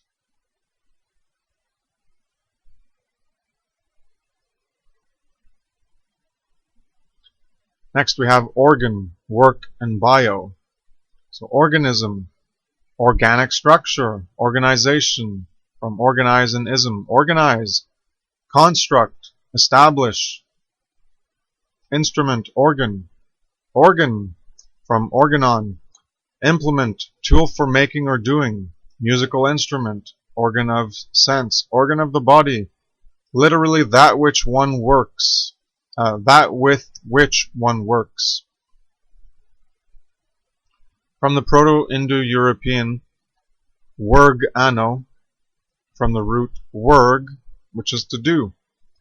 And we go back up and look at to do, and it was D-H-E, D-H-E, so de, and that was to do. And now we're at organs, and organs have to do at work, doing, and you can see from the root, werg, that's where work comes from, is from the root werg, work. Same thing, the G and the K interchangeable. Work is to do. Werg, the root, and werg ano, organo, organon, organo. Get it? Organo is orcanon, orcan, organ, work, workin. It all has to do with action. You can probably already see where I'm getting at. There's a difference between biological and organic. Because to be organic, you have to actually have an organ. Plants don't have organs. They are not organic. This is a later scientific derivation of the word that has confused our understanding of reality. Now anything organic chemistry, well, that's applied to anything that's biological. So you see how words can be altered and used to manipulate and corrupt an accurate understanding of reality? So I've already shown it with, we already see it with anarchy and occult, anti-Semitic, racism. They're just words that are emotionally charged. So we have organic, it's another manipulated word. Heart is another manipulated word. People don't even know what they're saying when they use these words. So work. Something done, act performed by someone, an action. Physical labor, toil, from word, to do. Animals can toil in physical labor to do things, actions performed by someone, because animals are someone's. Plants are not someone's, animals are someone's. Animals are a somebody. Organs are only in animals, and they represent work and action, directly in their etymology. Plants do not have organs. Plants are not organic, despite the clever conventional imposition of the altered meaning we now use. Do you see how we are being deceived by words? Plants sense, but they don't feel as we use the word to mean, as other animals feel like humans do feel, but plants don't. Manipulate words, create confusion, and you manipulate the sense, the sixth sense of consciousness. You manipulate the sense of understanding reality, which is the sixth sense of consciousness. That's what I call the sixth sense, is consciousness, our imagination. It can help us to understand reality, and it can also steer us away from understanding reality by living in fantasies of belief. This is the double-edged sword of consciousness. Organs move, they respond to stimulus, but they don't have free will. If plants have a form of, quote, free will, plants don't have free will like animals do. If plants, quote, feel, plants don't feel like animals do. I can't use my senses to see that plants have free will or that they feel. Can you? No, you can't. You cannot see this with your senses themselves. You need technology to say, oh, we can detect electrochemical senses, and oh, that means they feel. We can detect a certain production of something, and that means they feel. No, it's just stimulus response.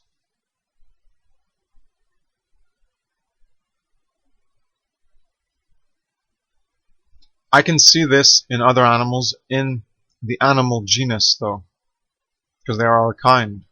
That's our genus, the animal kingdom. Use your senses and understand that plants are not animals.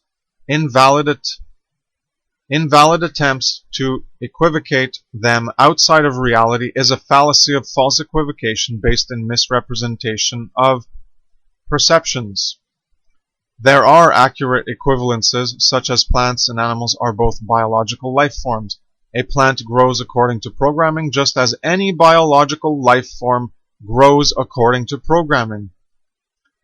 And that would be DNA, it is assumed. We assume that our biological programming comes from DNA. The consciousness, capable of memory, knowledge, recall, trials, etc., is for animals and progresses in higher orders as consciousness is able to express itself in higher order physiological life forms. You go up in the scale, you have more free will expressive capabilities, you have more creative expression capabilities, you have more expressions of consciousness themselves. Organs do work inside animals. Animals can do work. Mankind has enslaved many of the bigger animals for physical labor. Oxen, horses, etc. Plants are not used for physical labor. They are not interactive, mobile sensory manifestors. They are passive, making chemicals and sensing in various ways as a sensory input stimulus and producing a response according to programming of survival. Slowly growing in their environment in order to, quote, move in space, technically. The plants move through space by occupying more of it as it grows. That is all. Plants don't do work. Animals can. Animals have the will to move about and exercise force against other objects at their will. Plants will exercise force against objects in their path of growth according to their programming, or they will grow around it.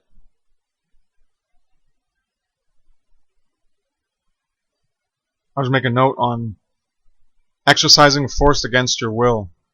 When you break someone's will, the will becomes supplanted with a program of input, output, stimulus, response, a program of following the will of others that program their will into you.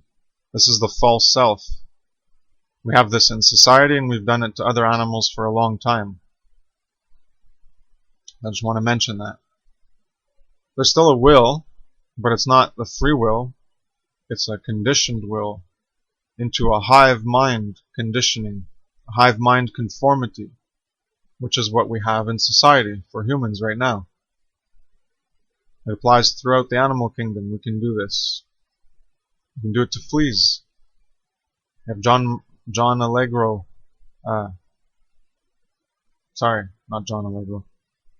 John Taylor Gatto talking about how you can train fleas.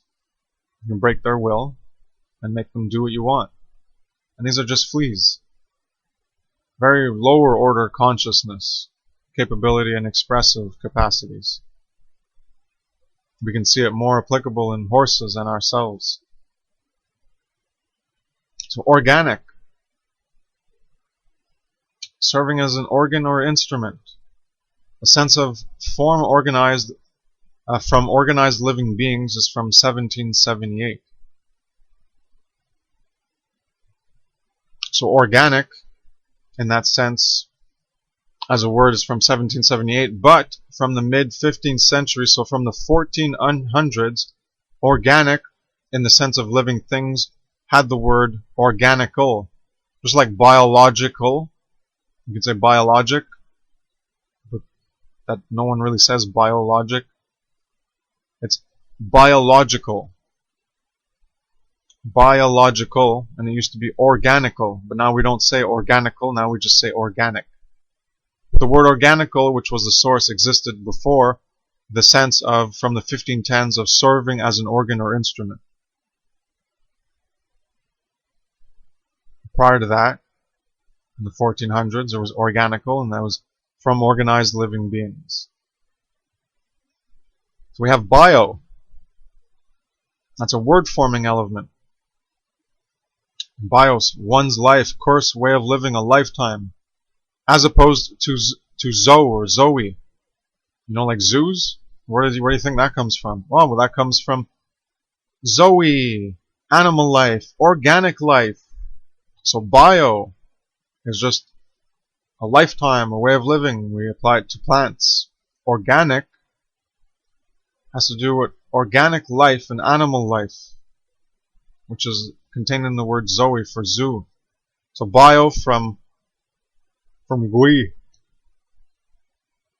Proto-Indo-European root G-W-E-I-E. Gui or gui or whatever. That's to live. That's bio, just to live.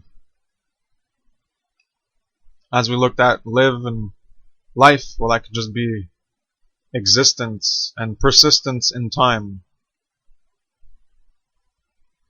So organic is not all biological life. Biological is not the same as organical.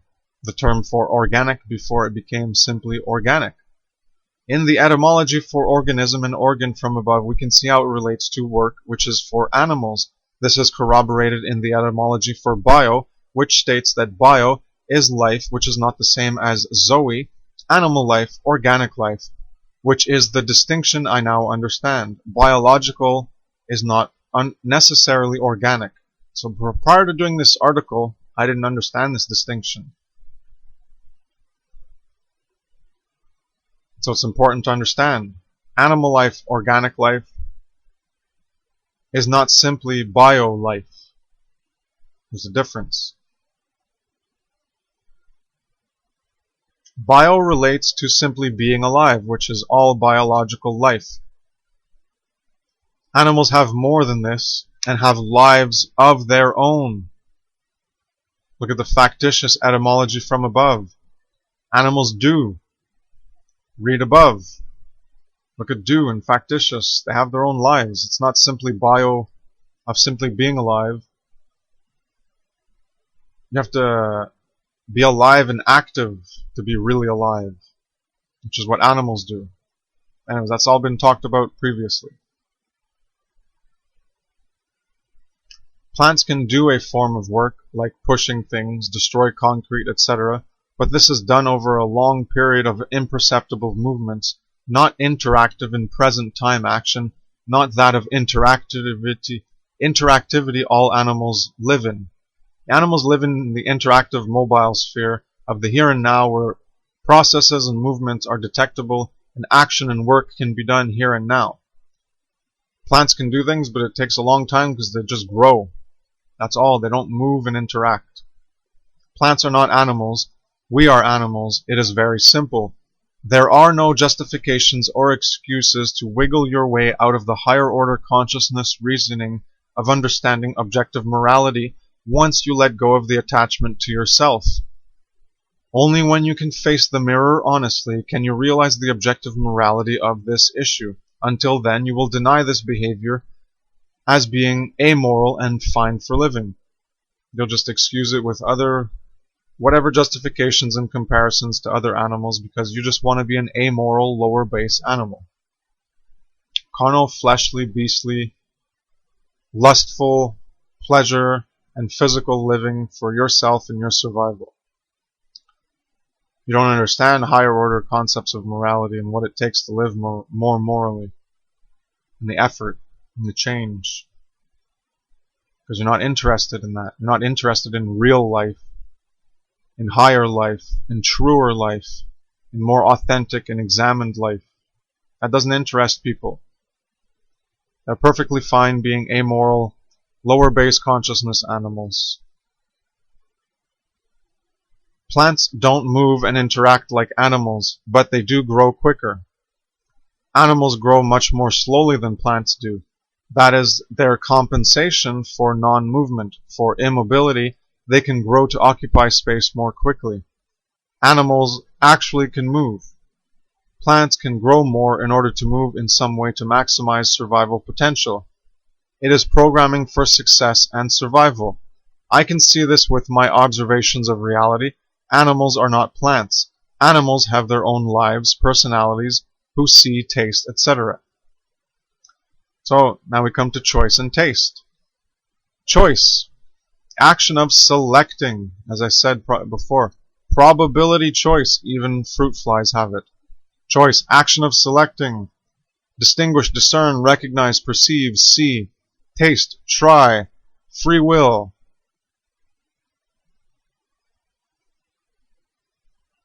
So again we have try and trial and factitious and fact, to do and create. Distinguish, discern, recognize, perceive, see. When you have eyes and you have a mind and you have a brain, you have consciousness and free will, a self, soul. You can judge and do things. You can choose. Choose, seek, select, decide, taste, try, approve.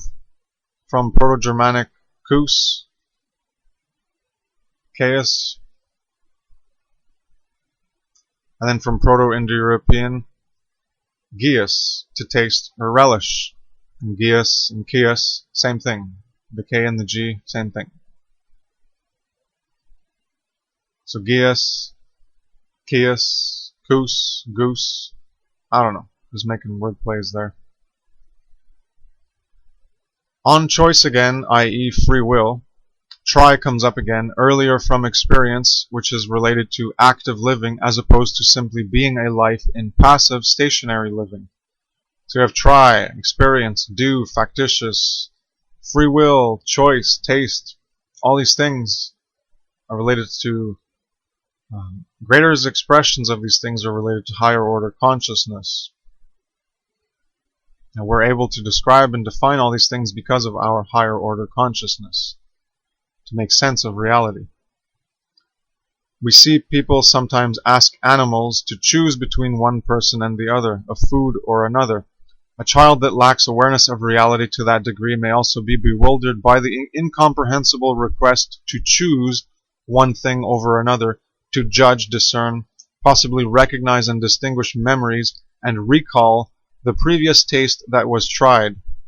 There is a recognition of seeing many things to choose from, and the desire to seek out one among many that may change in the future, as our tastes may change, and not necessarily only tastes of the tongue, but mental and emotional tastes, etc. As I think I've gone into in Knowledge, Memory, and Evil, I think it was that one where I've talked about taste, or it was in Tracing Reality, A Visionary Quest to Wisdom. I don't remember, or maybe it was just in this one. Maybe I haven't talked about it. Because these articles were done previously and now I'm doing audio, so it might have been that I'm just thinking about the previous article that I've done, or I might have done it also in another article previous to this one, which is mentioned in an audio for that article. But you can think of it as to taste knowledge, and then you recollect what you previously tasted, the flavor of knowledge, and then you build upon that knowledge. So tasting and eating isn't only related to physical, it's very symbolic in terms of how we learn in the input and processing. We input things, we taste them, and then we can regurgitate them. And this ties back to the Egyptian creation mythos of putting things in the mouth and then spitting them back out as a creative process. So we input and output, that's how we are creators and generators. We are little gods. That's where the concept does come from, is from us. Our own ability to manifest and alter the environment and the world, and anthropomorphizing, personifying, and projecting that through a reflection onto concepts of origins and answering questions of why and how. Anyways, you can figure this all out yourself, just think about it. I've talked about it in getting grounding to reality and symbols, reality, knowledge, belief, and attachment. You can go check out those audios that I've done. People don't ask plants who they like more, who they want to stay with, if they want to treat, etc. A plant can be said to choose certain minerals, but so too can a program be said to choose certain data or certain whatever it is programmed to choose for its benefit and growth, for the operation of that program. Organic bodies also do this to select what is input into their bodies and self-propagate without the conscious awareness of the being required to operate its functions. As I mentioned before, the cells, the lungs, the muscles, they don't operate based on a conscious willing in order for all those processes to function and occur. It's all subconscious, unconscious, it's automatic, it's biological. A biological plant life exhibits this basic functionality as well. So taste, to touch, to handle. From the Latin taxare, evaluate, handle. We can see tax. So when you think of tax, yeah, it is. You have everything that you made, and then they take a taste of it. They take a part of it. When we taste something, that's what we do. We We take a piece of it and we taste it. We don't take the whole thing in at once. Well, that's what taxes are as well, right? They don't take everything you make. They just take a portion of it. They take a taste. So, oh, well, it's okay. It's just a taste of your revenue, you know? So that's what we do with knowledge and truth. We only have tastes of things bit by bit. We can't gobble up everything in its entirety. Over time, bit by bit, mouthpiece by mouth, and tasting, eventually we can accumulate an understanding or accumulate the consumption of an apple, but we don't put a whole apple into our mouth. So anyways, I'm just creating imagery to correspond this word to reality. So a tasting is done by sampling of the mouth. In the normal sense of the word, it is related to tax, because tax was to handle or evaluate, which is what taste does, to touch or handle something in the mouth and evaluate it, hopefully for our enjoyment. We can figuratively taste things as well, such as, give me a taste of your idea, which is what I'm talking about above, when we have taste applying to emotions and mental aspects of consciousness as well, not simply to physiological, body physical sustenance of energy, propagation, stability, and persistence. Also, the mouth in Egyptian is Ru, the letter for R, RW. It's also the shape of the Vesica Pisces, or vagina, and the womb. And it has all this symbolism. It has a lot of symbolism. The mouth has a lot of symbolism. Also for what comes in, what tastes in, and what goes out. The speech, which is why a big part of magic, and words and language, and magic of language, and the word magic, and that comes from our mouths and what we speak, and that's why speaking the truth is very important. It's a very important ancient thing, and the power of the mouth to create as well as to taste things as a reception, input, and as a projection, output. Mouth is very powerful symbolism, and especially the shape of a Vesica Pisces, and the mouth and the O. But even a circle can be a Ru, because that's the source for the wheel and Rota, and we get to Tarot and the wheel of life and Dharma. Anyways, that'll all be in my natural law presentation and symbolism, a huge project that I still have to complete. Most of the research is done. I just have to make it into something for other people to understand what I understand. Anyways, that was just a side topic. Next section is plant, place, plane. Animals can help us find things, guide us to other people, etc. Plants don't do this. Wake up, people. Wake up. Remember the show Lassie? Lassie's helping people find people. Okay, plants don't do this. Wake up, wake up, wake up. Like, this article is all about the different ways about how animals are not plants, plants are not animals. Get over it, get over it, get over it, get over yourself, get over your attachment to your immorality, not wanting to face objective morality, and your necessity to equate animals with plants so that you can keep doing what you do to them. You pathetic coward. Unbelievable. Wake up. You can't justify animal murder with eating plants. You cannot explain away wantonly immoral acts by referencing another act you want to claim is just as immoral and therefore validates the first objectively immoral action. Animals are not plants. Wake up. Ignorance of the behavior as being immoral does not justify the continuation of the behavior either. So just because you're ignorant that it's actually objectively an immoral act does not justify the continuance in you continuing to do that immoral act. It's immoral, it's evil, it's slavery. Wake up. Doesn't matter if you want to deny it and ignore it, it's still a fact. Animals have personalities that differ. You have to actually get to know them to discover this, much like people.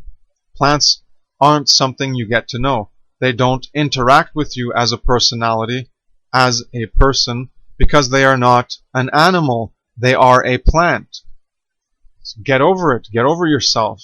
Learn reality. Get grounded in reality. People are so stupid. So plant, a young tree or herb, a shrub, newly planted, to drive in with the feet, push in the ground, sole of the foot to spread flat. So we have plat, and we go to place. Place is a place, a spot. Feminine of platus, broad. So we have place, P-L-A-I-C-E, which is broad, flat, Proto-Indo-European plat again, to spread. From pele, flat to spread, see plain. So now we'll get to plain because plant referenced place, place references plain. Plain is flat surface, plain, level, plain. From Proto-Indo-European plano, suffix from the root of pele, to spread out, broad, flat. So broad, flat, spread out, plain, level, place, spot, sole of the foot, drive in. To stretch, so spread is to stretch out, to lay out, to diffuse, to disseminate. And then from the Proto-Indo-European root, S-P-E-R, spur, to strew, to sprout. So we look at sprout, extended from the root spur, to strew, sprout, the shoot of a plant to sprout a wig. So from spur, sprout, to spread. So we have spur and pele, and that's to spread out, broad, flat, to strew, sprout, plain, place, plant. So you see how all these words are related?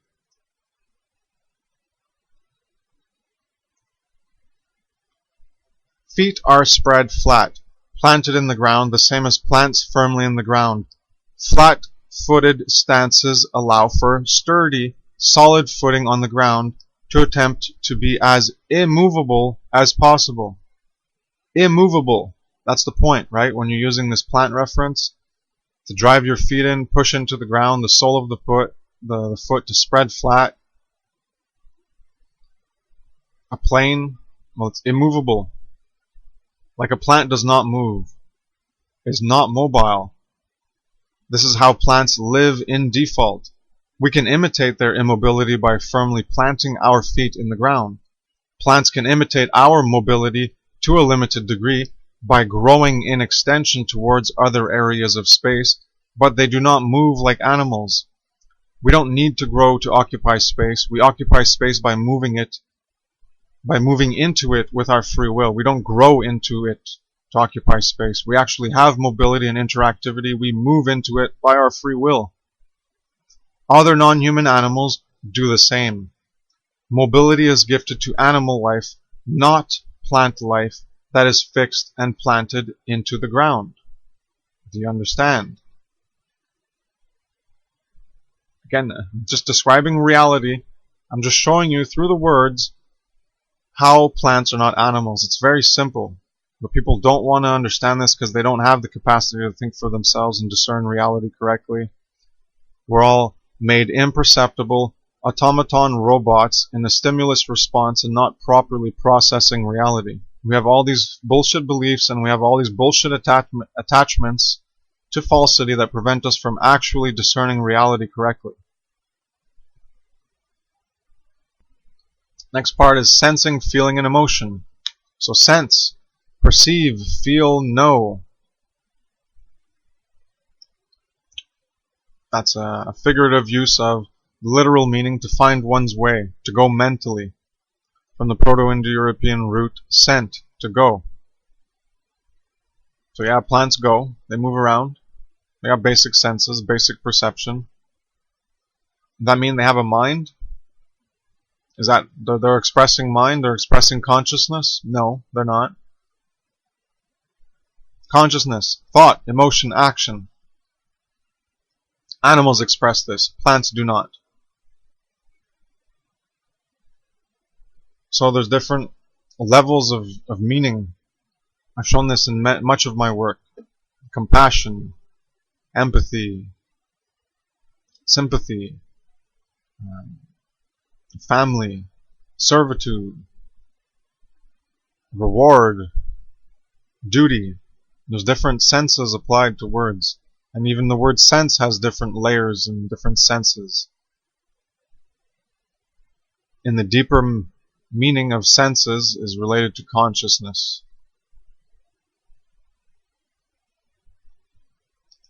So the application to external or outward senses of touch, sight, hearing, etc. is first recorded in the 1520s in English.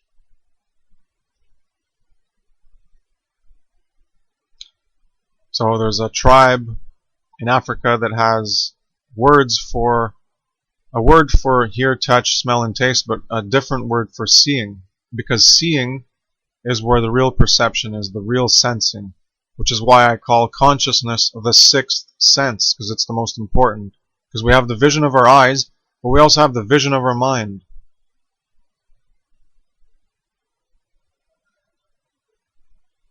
We can taste things of our body, but we can taste things with our mind.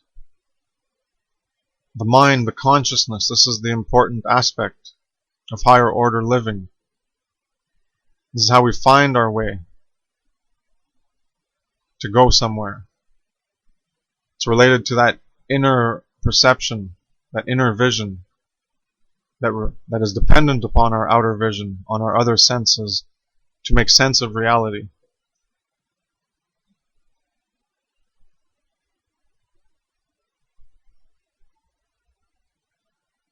So sentient, because we have sentient, that's the same root as sense.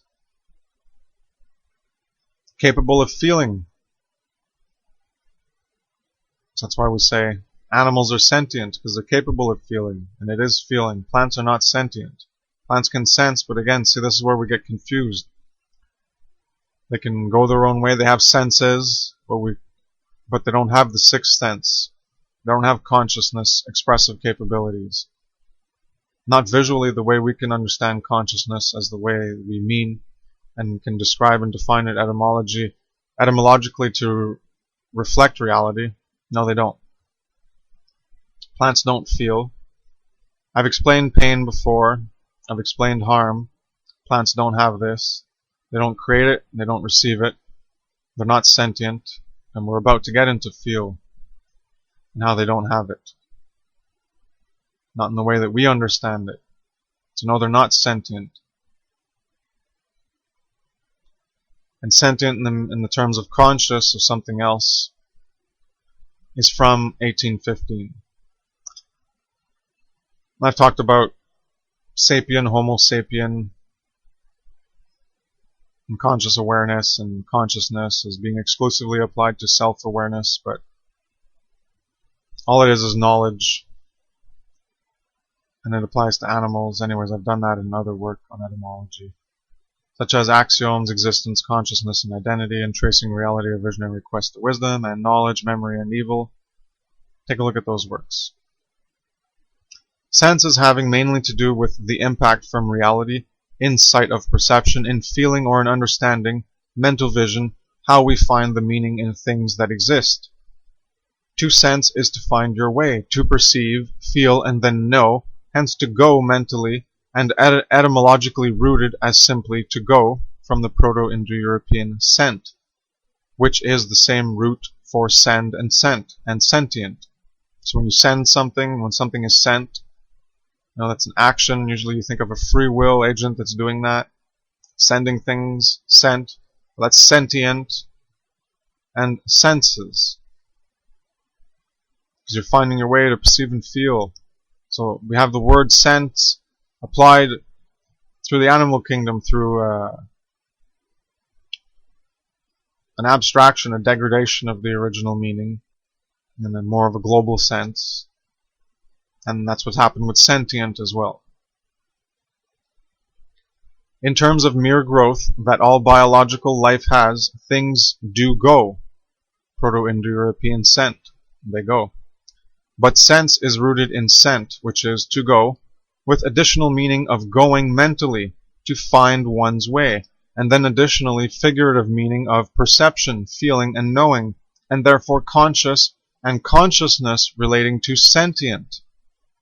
There is a basic level 1 aspect of biological sensory apparatus for survival, and then there is more complex level 2 mental sensing through consciousness functionality in varying degrees as per each respective organic body. Now to the word feel. To touch or have a sensory experience of, perceive, sense, have a mental perception. From the Proto-Indo-European root pal, to touch, feel, shake, strike softly.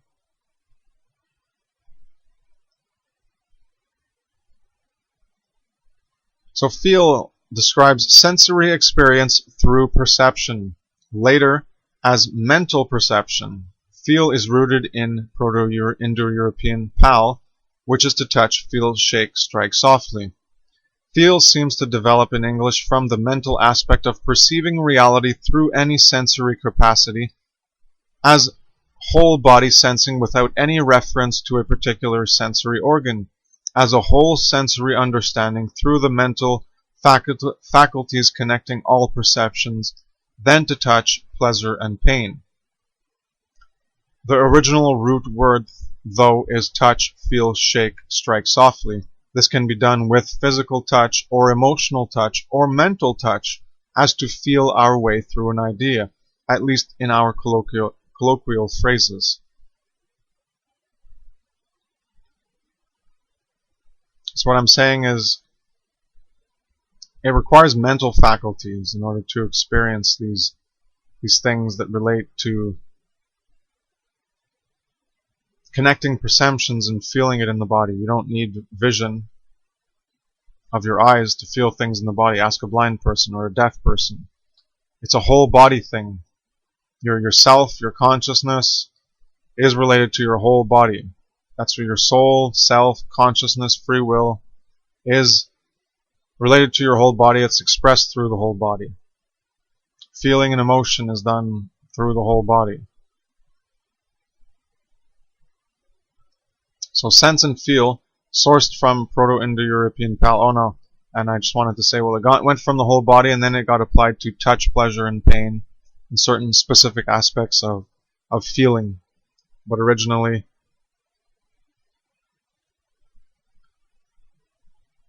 it has more that perceptual mind feeling aspect, which is rooted in the Proto-Indo-European pal of simply touch, feel, shake, strike softly, which is anywhere in your body. Sense and feel, sourced from Proto-Indo-European pal, eventually developed from the root pal, with touch and related words like strike, shake, and ended up into the Old English as being related to a whole body sensory perception in the mind about reality, as being related with consciousness, with sentient and mental perception.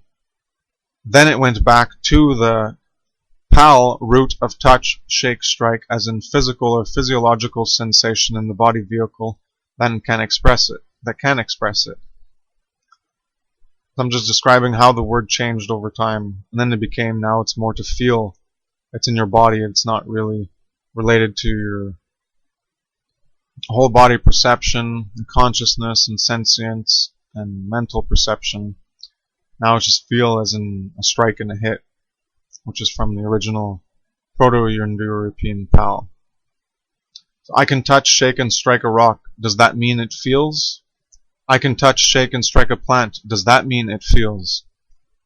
Look at reality and see how this word applies.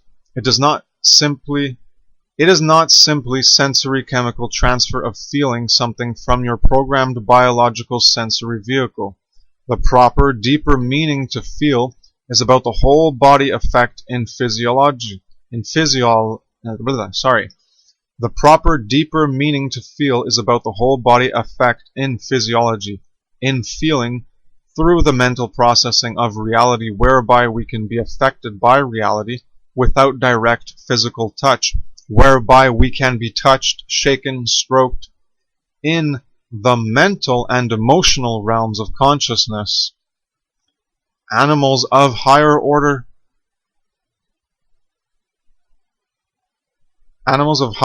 consciousness demonstrate this capacity, especially human animals. Clearly, we do not say a rock feels simply because we can shake it, stroke it, touch it, etc. So you see how you have to make more sense of the etymology and where it actually applies? I hope you understand more. Additionally, feel, touch, strike, stroke can be viewed also in terms of who has the capacity to do this, as I've mentioned before in pain and harm. If you can't do pain and harm, then you can't experience pain and harm. As a classification of existence and reality, that's how it works. So you can have disabled people who are invalids, and people have such a valuation of life that they, take care of this other life that can't take care of itself because they have attachments. And so in this sense, yeah, that thing cannot create harm and pain because it's not even able to move. It's being sustained artificially through attachment. But it can still feel harm and pain because it is a human animal. A rock cannot touch you. It cannot stroke you. It cannot strike you. Plants cannot touch, strike, or stroke. Only animals with free will mobility as a causal agent can touch you, can strike you, and can stroke you, and can induct into you the capacities to feel by their direct touch upon you that you did not initiate. Plants do not initiate a touch, strike, or stroke, and neither do rocks. Only animals are capable of initiating these actions because animals are capable of actions which plants and rocks are not. And you can have causal agents, free will causal agents, to throw a rock and that'll touch you, but it wasn't the rock that did it, it was someone else that did it. Transpose a force through a rock, and then the rock was the last causal effect that affected you that you are most evidently seeing. The same for a plant. There is a causal force of energies of wind that can move a plant and it can touch you, but the plant didn't touch you. You understand? Plants behave more like rocks in terms of their causal capacity than they do like animals. Anyways, there's a lot of analogies, and sure, plants behave more like biological life in terms that they can grow than they do like non-biological life like rocks. But it's biological programming of survival that all biological forms of life have, including organic animal life. There's different correspondences and imagery to provide you with clear understanding that plants are not animals. So emotion equals thought and meaning together. And then it's expressed as a feeling. So we call it emotion because we have a thought and a meaning from sensory input. There's a thought, there's a meaning, and then we're hurt by it. There's some direct stimulus inputs, but that's not the deeper feeling. That's the basic feeling of a physiological survival level, basic biological programming. There's deeper feeling, words and emotions that we have thought, and then we have meaning attributed to what happened, to what we've tasted through our mouths, the knowledge and the input of sensory reality and what other people do. There's thought and a meaning applied, and that's expressed as a feeling, and that's the emotion in us, but it requires thought and meaning. Feelings result from conscious awareness of reality, whereby the meanings we have imparted in us and the thoughts we have about reality and those meanings, even subconsciously, can produce emotions that are expressed as feelings in physiology.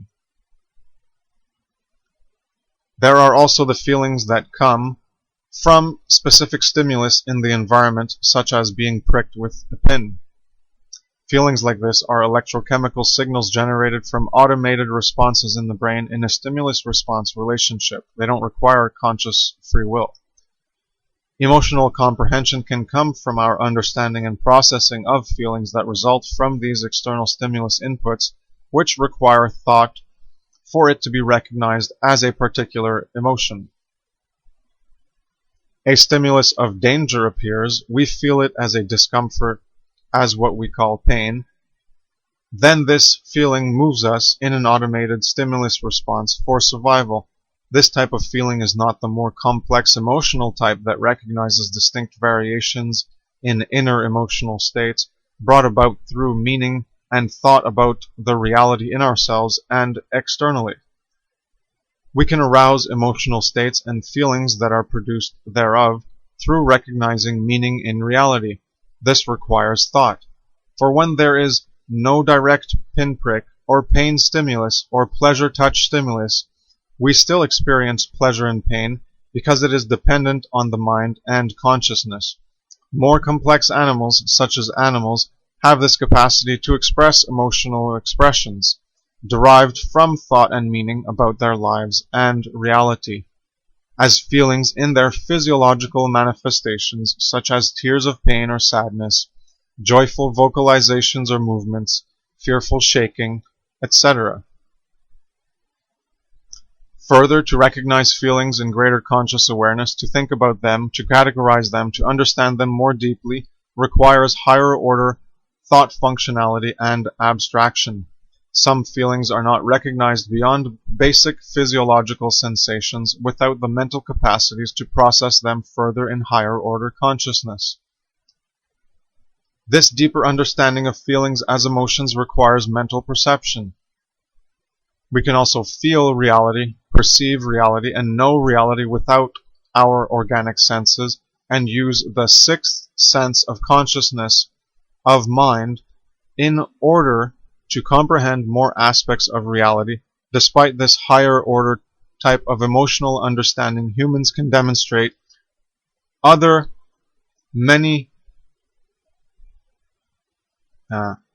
higher order animal types are capable of physiologically expressing emotional states as a result of processing feelings and sensations from environmental stimulus or input. These emotional states that arise from sense and feeling stimulus are an influence in directing their actions accordingly.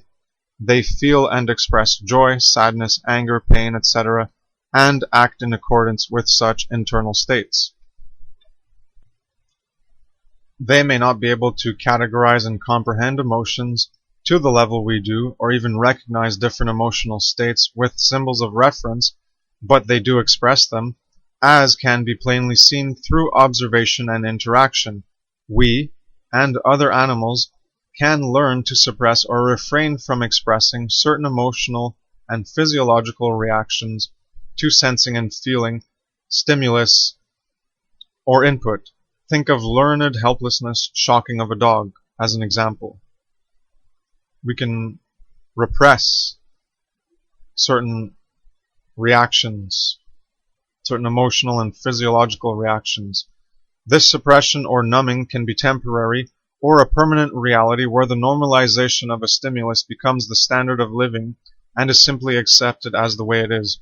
Now this ties into entropy and chaos as a teacher, where we normalize and accept the degenerate condition, the falsity, the false way of living, the immorality, the evil, the wrong, and we learn to accept it as the current condition and a learned helplessness, where we become immobile to changing. So it's a suppression or numbing, and it's becoming a permanent part of reality where we normalize this aspect of reality as a standard of living and accept it as the way it is. And we'll never change it as long as we do that. So the chaos and the entropy and leading us downward, it's supposed to be there to teach us how we need to self-correct ourselves. But since we've created all these artificial complexities and images and appearances of living, it's very hard for us to self-correct from these artificial constructs, because we need to process and think about these artificial constructs which were created from our subjective realities and projected outwardly. So the unreality of government and money and religion was projected outwardly and created those institutions, and they're accepted as the normalized standards, and so they're not corrected. But when these things go wrong, as they always do because they're fantasy,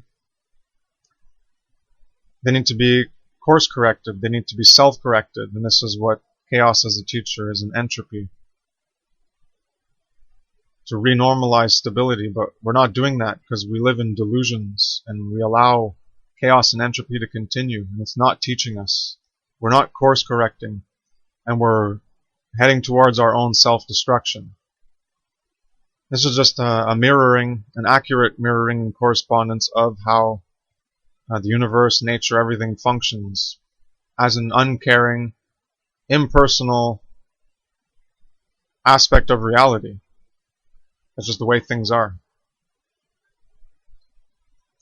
So we have emotion, moving, stirring, agitation, from ex, out, and mover, to move out. So it's a moving, stirring, agitation, it comes out. So a sense of strong feeling is first recorded from 1650s, extended to any feeling by 1808. And originally 1570 was a moving, stirring agitation, from moving out, something to move out. So looking at the etymology, after I wrote the above, there is more support for what I was already saying. After I looked at the etymology for emotion. Emotions only occur in animals, more obviously as greater complexity and higher order consciousness can manifest and express it physiologically and physically. So more obviously, it can be more obviously seen in the greater complexity of animals that express it physiologically and physically, such as tears, things like that. By quote social, this is an action and behavior in a social setting, as animals are capable of doing.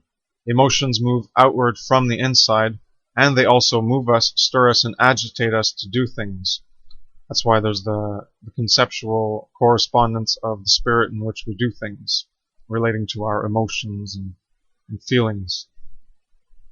Because it relates to care as a generative force, and the thoughts as generative forces, and the mind and heart as part of our consciousness as a generative force, an internal, generative, creative, generator, God, imaginal. That's how we are the God, and we project that outwards. And then we create this fantasy God belief, and then there's religion and rituals and worship, and it's all for control and politics and power and manipulation and mind control. And it's really sad where we've come because of the double-edged sword of consciousness and imagination and laziness and not wanting to learn for ourselves and think for ourselves. So emotions move outward from inside, and they also move us, stir us, and agitate us to do things. Other animals are also moved, stirred, and agitated by stimulus that reaches mental capacities of comprehension and cause them to express emotions as feelings in the outward physiology. What was moving, agitating, and stirring inside moves out to be expressed in initial physiological reactions and minor physical reactions to a possibility of greater physical actions moving out in the social world from the initial moving from within. Emotions move out and cause changes in our physiological and physical expressions. The etymology shows that the sense of a strong feeling and any feeling were meanings added later. Next section is hive mind, collective consciousness, programmed life. So this is just my theory, my possibility on how the plants work, and it's based on a projection of ourselves and other animals such as plants, such as ants and bees, and how I've already mentioned it a bit earlier on in the article. So I have always wondered why people poke plants. Oh, here it is. So I have always wondered why people poke plants with electric prods, right? What's up with that? They won't move and do what we want unless we torture them. That's why we enslave and, quote, train plants to engage in behavior we make them do, right? That's how plants function as biological life, isn't it? Or is that a mistaken description that only applies to animals? That only works to manipulate and enslave animals? Humans are animals. Plants are not like humans and not like non-human animals because all animals are not plants. Biological life is like other biological life in that it is biological life. Ta-da! Abracadabra, mystery solved. Plants are not animals, even though they are both biological. Minerals are not plants or animals, even though they are all made of matter. Fire is a chemical reaction that can be said to grow and have offspring, minerals as well, but they are not alive. Distinctions matter. Minerals live in a different reality and ability to control their environment than plants. Plants live in another reality from animals. Humans live in the same interactive emotional reality as other animals, as well as another reality other animals don't interact with, such as the human world we've created. They don't interact in the same stuff as we do. Each level has greater control to manipulate the environment, with human beings having the most power for good or evil. Many animals demonstrate they are dreaming. Plants don't. All the things we can see with our senses and the world and the words to describe parts of reality conform to how all animals are not plants. Plants have their own world and other senses we can detect with technology. They live in the common physical level 1 reality, but it's more of a hive mind or collective consciousness directive or program when it comes to the secondary reality and expression capabilities of the plant life forms physiology. People can think plants are fighting for their survival and competing, but then plants don't communicate chemically about problems and share local resources. People can think plants are fighting for their lives and competing, but then plants communicate chemically about problems and share local resources. So it's more of a collective. We operate in a collective as well, but them it's a programmed directive of base operation. That's why if you want to look at it as a consciousness, where I said if plants are alive, they're not alive like animals. If plants feel, that they don't feel like animals. If plants have consciousness, they don't have consciousness like animals. So you can look at it in this personified, projected way, reflecting onto plants, how they're animals, in terms of a collective consciousness, hive mind, which I've explained as stimulus response and how people in society operate like that. And you can make plants, you can make other animals operate like that as well. So it's all the same type of descriptive analogy and correspondence to help you understand how we can relate to them in terms of consciousness, even though they don't have consciousness. Not as per 3 articles on etymology that I've done on describing what consciousness really is. Imagine a collective of any kind. The appearance of, quote, survival of the fittest can be grasped from the exterior by seeing how some plants survive while others die in a localized, overpopulated area, where only limited resources can be allocated to the individual units that cannot get the space and light required to survive, even though connected. So even though they're connected by the roots and they're in a community, right? Well, they're still going to have some dying. Well, why are they dying if they're all communicating and they're all sharing as one hive consciousness? Well, they're not, because it's all individual base programming for survival, and the communications of other chemicals from other plants that can help them in their survival, but it's not going to guarantee it. If the other plants are bigger and they're taking up all the light and the resources, the small plant, well, they're not going to survive. Do the bigger plants give a shit? No, they're not. Do they have a way of fighting? No. There's certain plants that produce certain chemical responses from other chemical responses. So you have, when you do permaculture and plant guilds, there's certain plants you do not plant beside each other because they will kill each other. Why? It's not because they're literally hating each other. They don't have the consciousness for that. They don't create harm, they don't kill, okay? Understand that.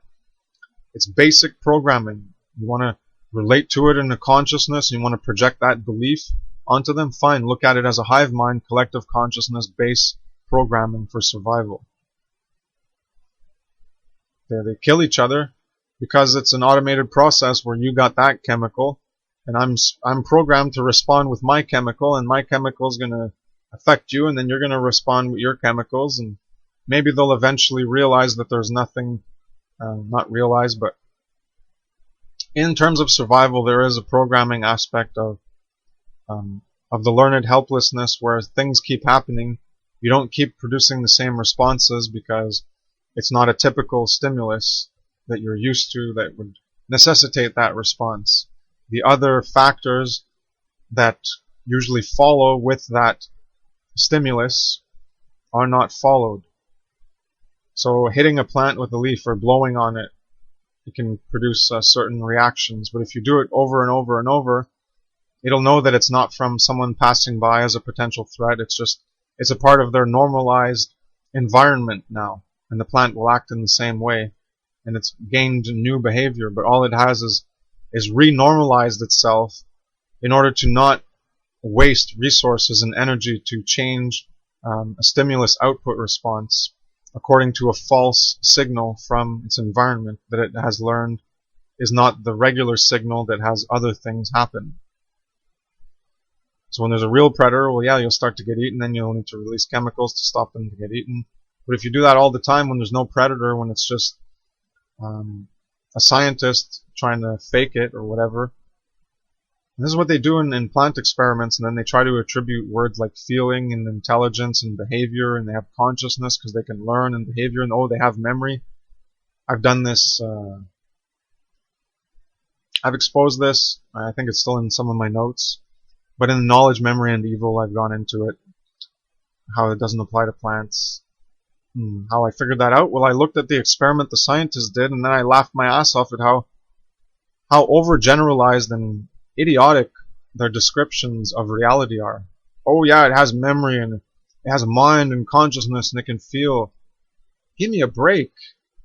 You don't even understand the words you're using just because you're a scientist. They don't understand language and reality. They don't understand word magic. Fucking hardly anybody understands this shit. And it's so crucially important. Why do you think I'm talking about language and reality in the Trivium? Putting out information other people haven't, and infographics. I'm trying to get people to learn how to think properly, because it's what I see as the main problem. You want to talk about natural law? You want to talk about police? Military? Veganism? Yeah, okay. Why are people not learning about these things? Why are they so rejecting of these things when you come up about it? The government evil and slavery and authority. Because they don't know how to think. Because they're still stuck in psychological infancy and so many attachments and an inability to think properly. They don't understand the value of truth and the importance of truth and logic. People need to understand how consciousness operates, how thinking operates, how to process reality and to perceive properly. That's what I keep seeing over and over and over. People are not doing it properly, so I have to explain how to do it properly. And then I learn how to correct myself, and I learn how to do things even more properly. And then I progress to understand things more properly, and understand how knowing thyself, how we function more. And I still have to keep teaching it to other people because people aren't learning this themselves. I have a very unique position where I don't have to work, or I've chosen not to work because I've chosen not to have the standardized life of society, and I've chosen to follow truth and try to figure out what's going on, to really figure things out from a pure position of absolute understanding based in grounding in reality. And then I can create properly, and I can act properly. But I can't do it alone, I gotta get other people on the same page. So I have to teach what I understand because of my unique position, to understand what I've understood, because of the time at my disposal, the limited time we have. 70 summers. 70 years, 70 cycles, just 7-0 on average. That's all we have.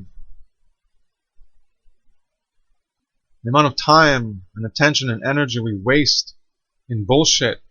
People aren't looking after truth and morality, trying to understand those things deeper. They aren't engaged in self-examination, introspection and reflection and contemplation and thinking about life and themselves. And a lot of people that do, they don't know how to think properly. So they come up with fantasy beliefs and imaginations and concepts that lead them off the path of truth in objective reality. Because again, attachment to feeling good. There are so many aspects to attachment. Psychology is complex, and it's very important to understand how consciousness operates, attachment, ego, personality, identity, construct. Many, many things. That's all my work is about. Psychology, truth, consciousness, understanding ourselves, getting to the root causal factors, learning how to think properly. So, to continue. When the communication aspect is taken into consideration, it is possible that the plants operate from a, quote, collective communication web through the chemical transfer, which is why it is likened to a brain's web of neurons, if such a connectivity is built up in a forest network. I'm saying if, in quotes, and collective communication as a web, because it's a chemical transfer.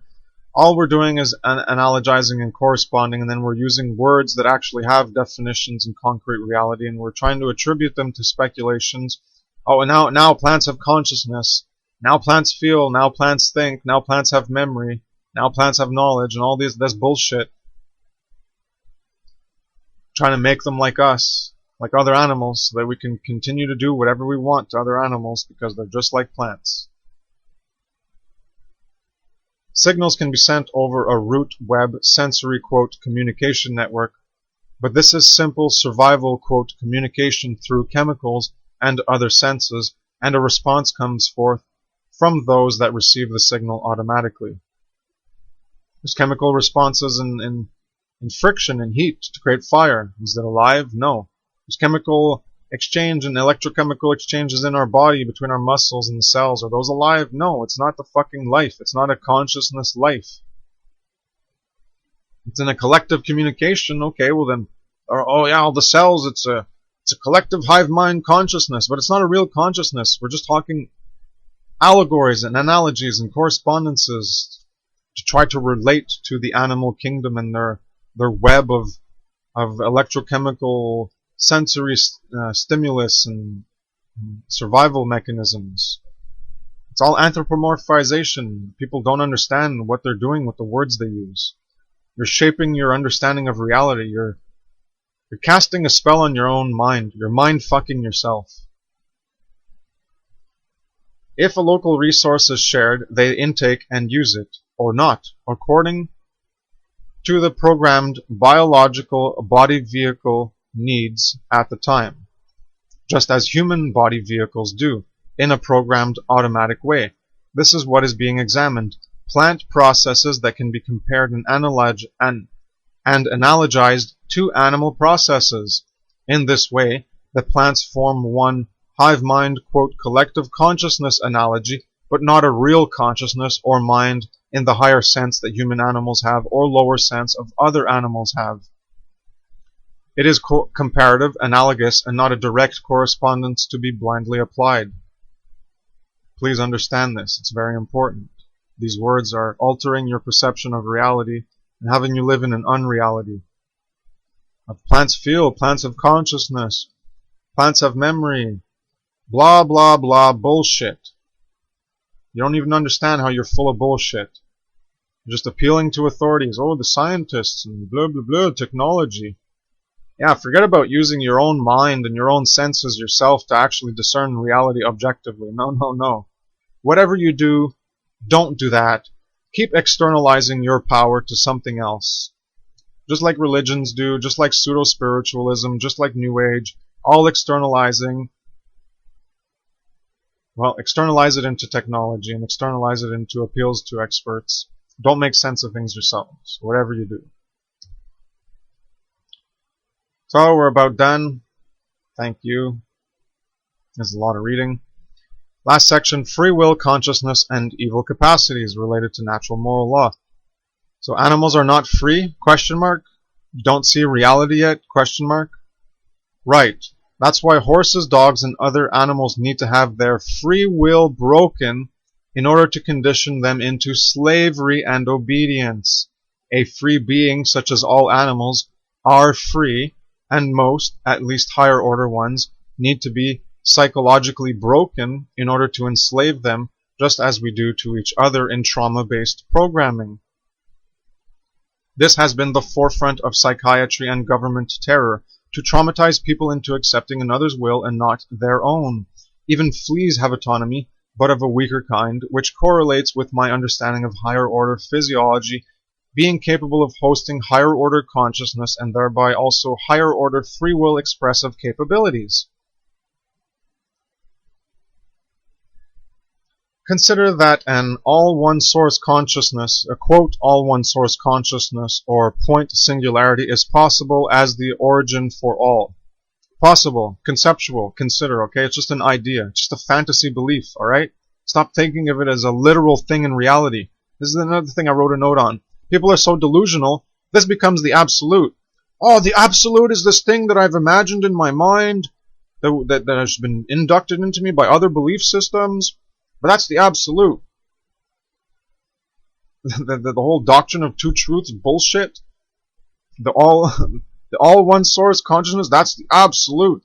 No, that's conceptually in your mind, that's what you view as an absolute, as your model and framework for creation. Well, that's the absolute, the all, and then everything comes from that point, that singularity, and divides and blah blah blah, and there's the origin for everything. That's a concept. That's an idea. That's a belief. It's not an actuality. It's not an absolute in reality. You know what an absolute is? The primacy of existence, and then you have consciousness from that existence. That's an absolute. You know what's fantasy? And the false absolute is when you put primacy of consciousness first. Oh, everything comes from the God consciousness, and that's what's first. And then there was reality, and then there was humans as an expression of the two together, the physical matter, the lifeless matter, and then, oh, the life of the élan vital, the vital source, the vital energy.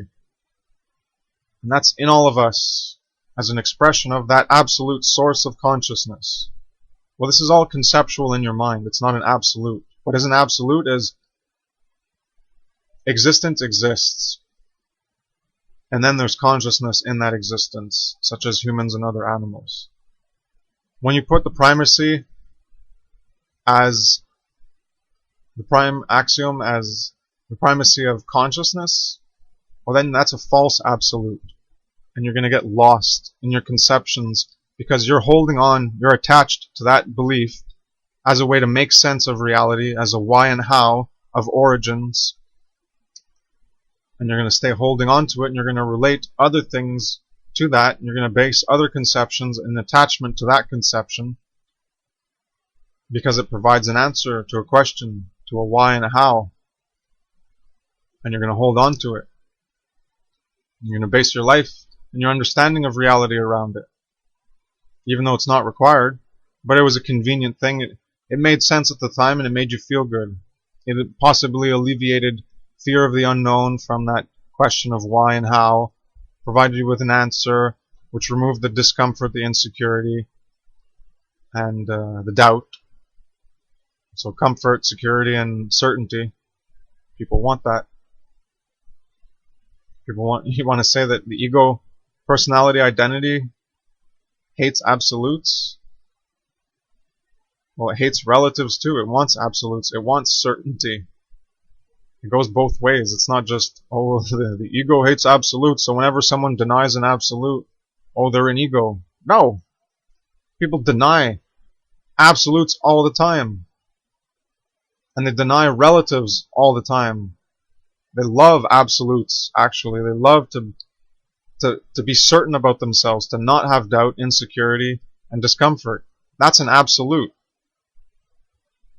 To fear the doubt, discomfort, anxiety, confusion, and to hold on to a belief in order to alleviate that, to make that belief an absolute, that's because we want absolutes. We want to have the answers to the why and the how. So yeah, we hate absolutes and we hate relatives. It depends on what those absolutes or relatives are providing in terms of a conceptual framework to answer questions about ourselves and reality, to provide a self-image, a self-concept, a sense of self, a worldview, and a sense of reality. Without those things, that we are attached to as part of ourselves, we don't have an understanding of ourselves, and then we lose ourselves. That's why the real path to finding yourself is to actually realize how lost you are and how your beliefs are just beliefs. And now you're basing your understanding of yourself in reality simply based on beliefs. That's where your attachment is. It's where you're mind-fucking yourself. casting a spell on yourself. Other people are selling you stuff, but you're buying it. Why? Why are we doing this? Because we are weak, pathetic cowards who are so attached to things that we can't actually find the truth objectively. Because we're so attached to ourselves and other things used as a foundation for the construction of ourselves, our ego, personality, identity constructs. So continuing with the concept of the all-one source consciousness, if you want to use it as an analogy, a rock can be viewed as having this aspect of material manifestation rooted in what is viewed as the, quote, source consciousness, but not its own individuated expressive capacity of consciousness. Therefore, a rock and other likewise similar inert matter can be said to be closest to a, quote, pure consciousness with a lack of individuation and lack of free will, hence a collective consciousness capacity at most, if that is possible. I'm just talking conceptual correspondence to show you how it's ridiculous to talk about the all-one in terms of individuated aspects in existence, because everything in existence is the all-one pure consciousness then. So it becomes moot and pointless to talk about. There's like the word feel and live and life. You want to apply it to rocks, then it's pointless to talk about. The word loses its meaning as a specific definition in reality. The more individuation, the more free will is possible to be expressed through matter, but this requires greater complexity than inert matter. Biological life forms have free will in the sense of being individuated bodies that sustain themselves. Organisms are higher order biological life forms that have organs and have physiological potential to express free will in higher degrees. Humans appear to be the most complex organism with the most expressive capacities of consciousness and free will. The more free will that is obtained with higher order consciousness through higher order complexity in physiological body vehicles, then there is also a corresponding reduction in the pure consciousness, the quote, pure consciousness aspect, if simplified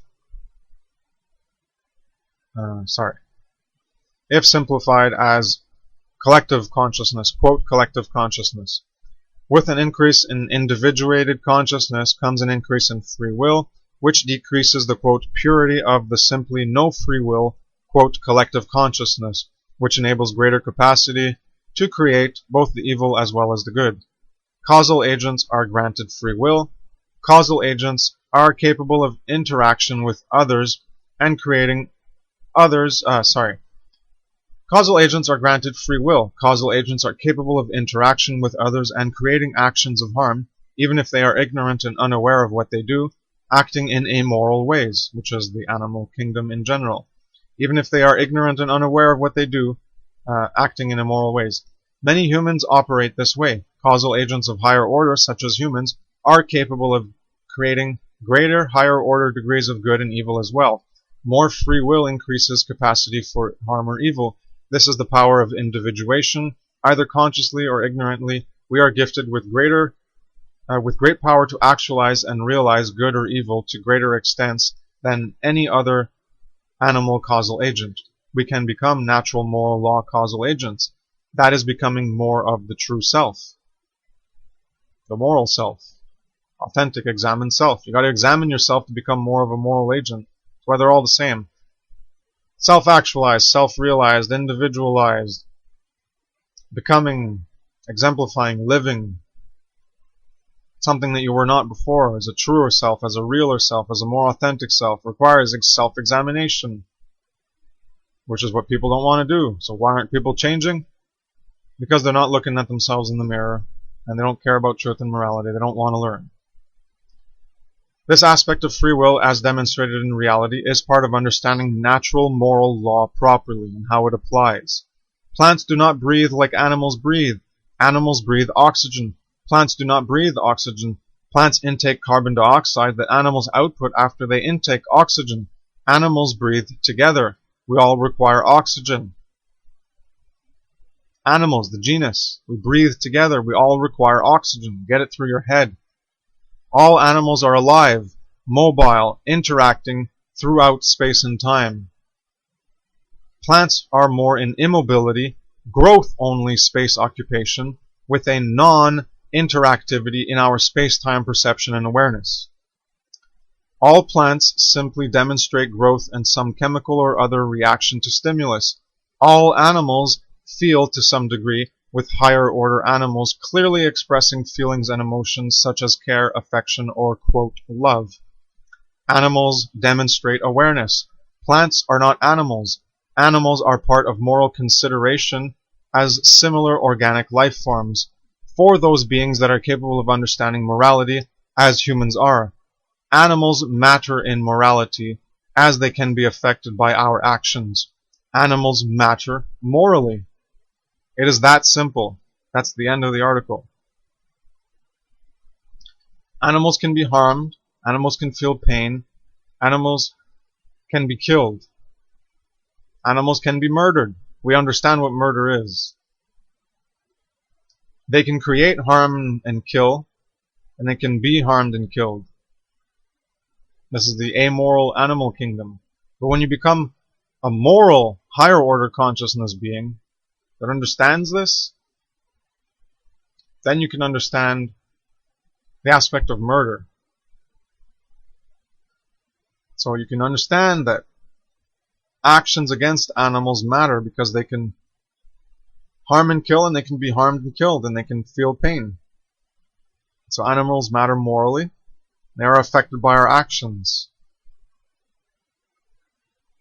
It's that simple to understand. But people don't want to understand objective morality. Because there's human animals and then there's other animals. And that's it. They don't understand. They don't understand reality. They don't understand the etymology of words. They don't understand how words reflect reality.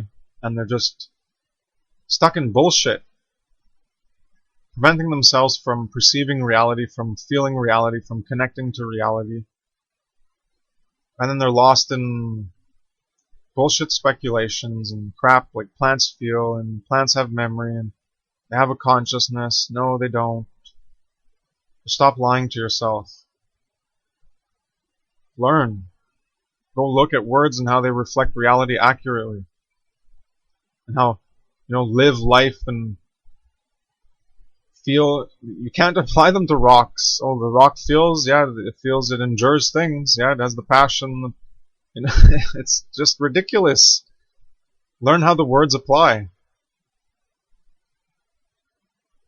So that's the end of that. Thank you very much for listening, if you bothered to listen to 3 hours of this. Thank you for your time and attention. Have a nice day. Take care. Peace.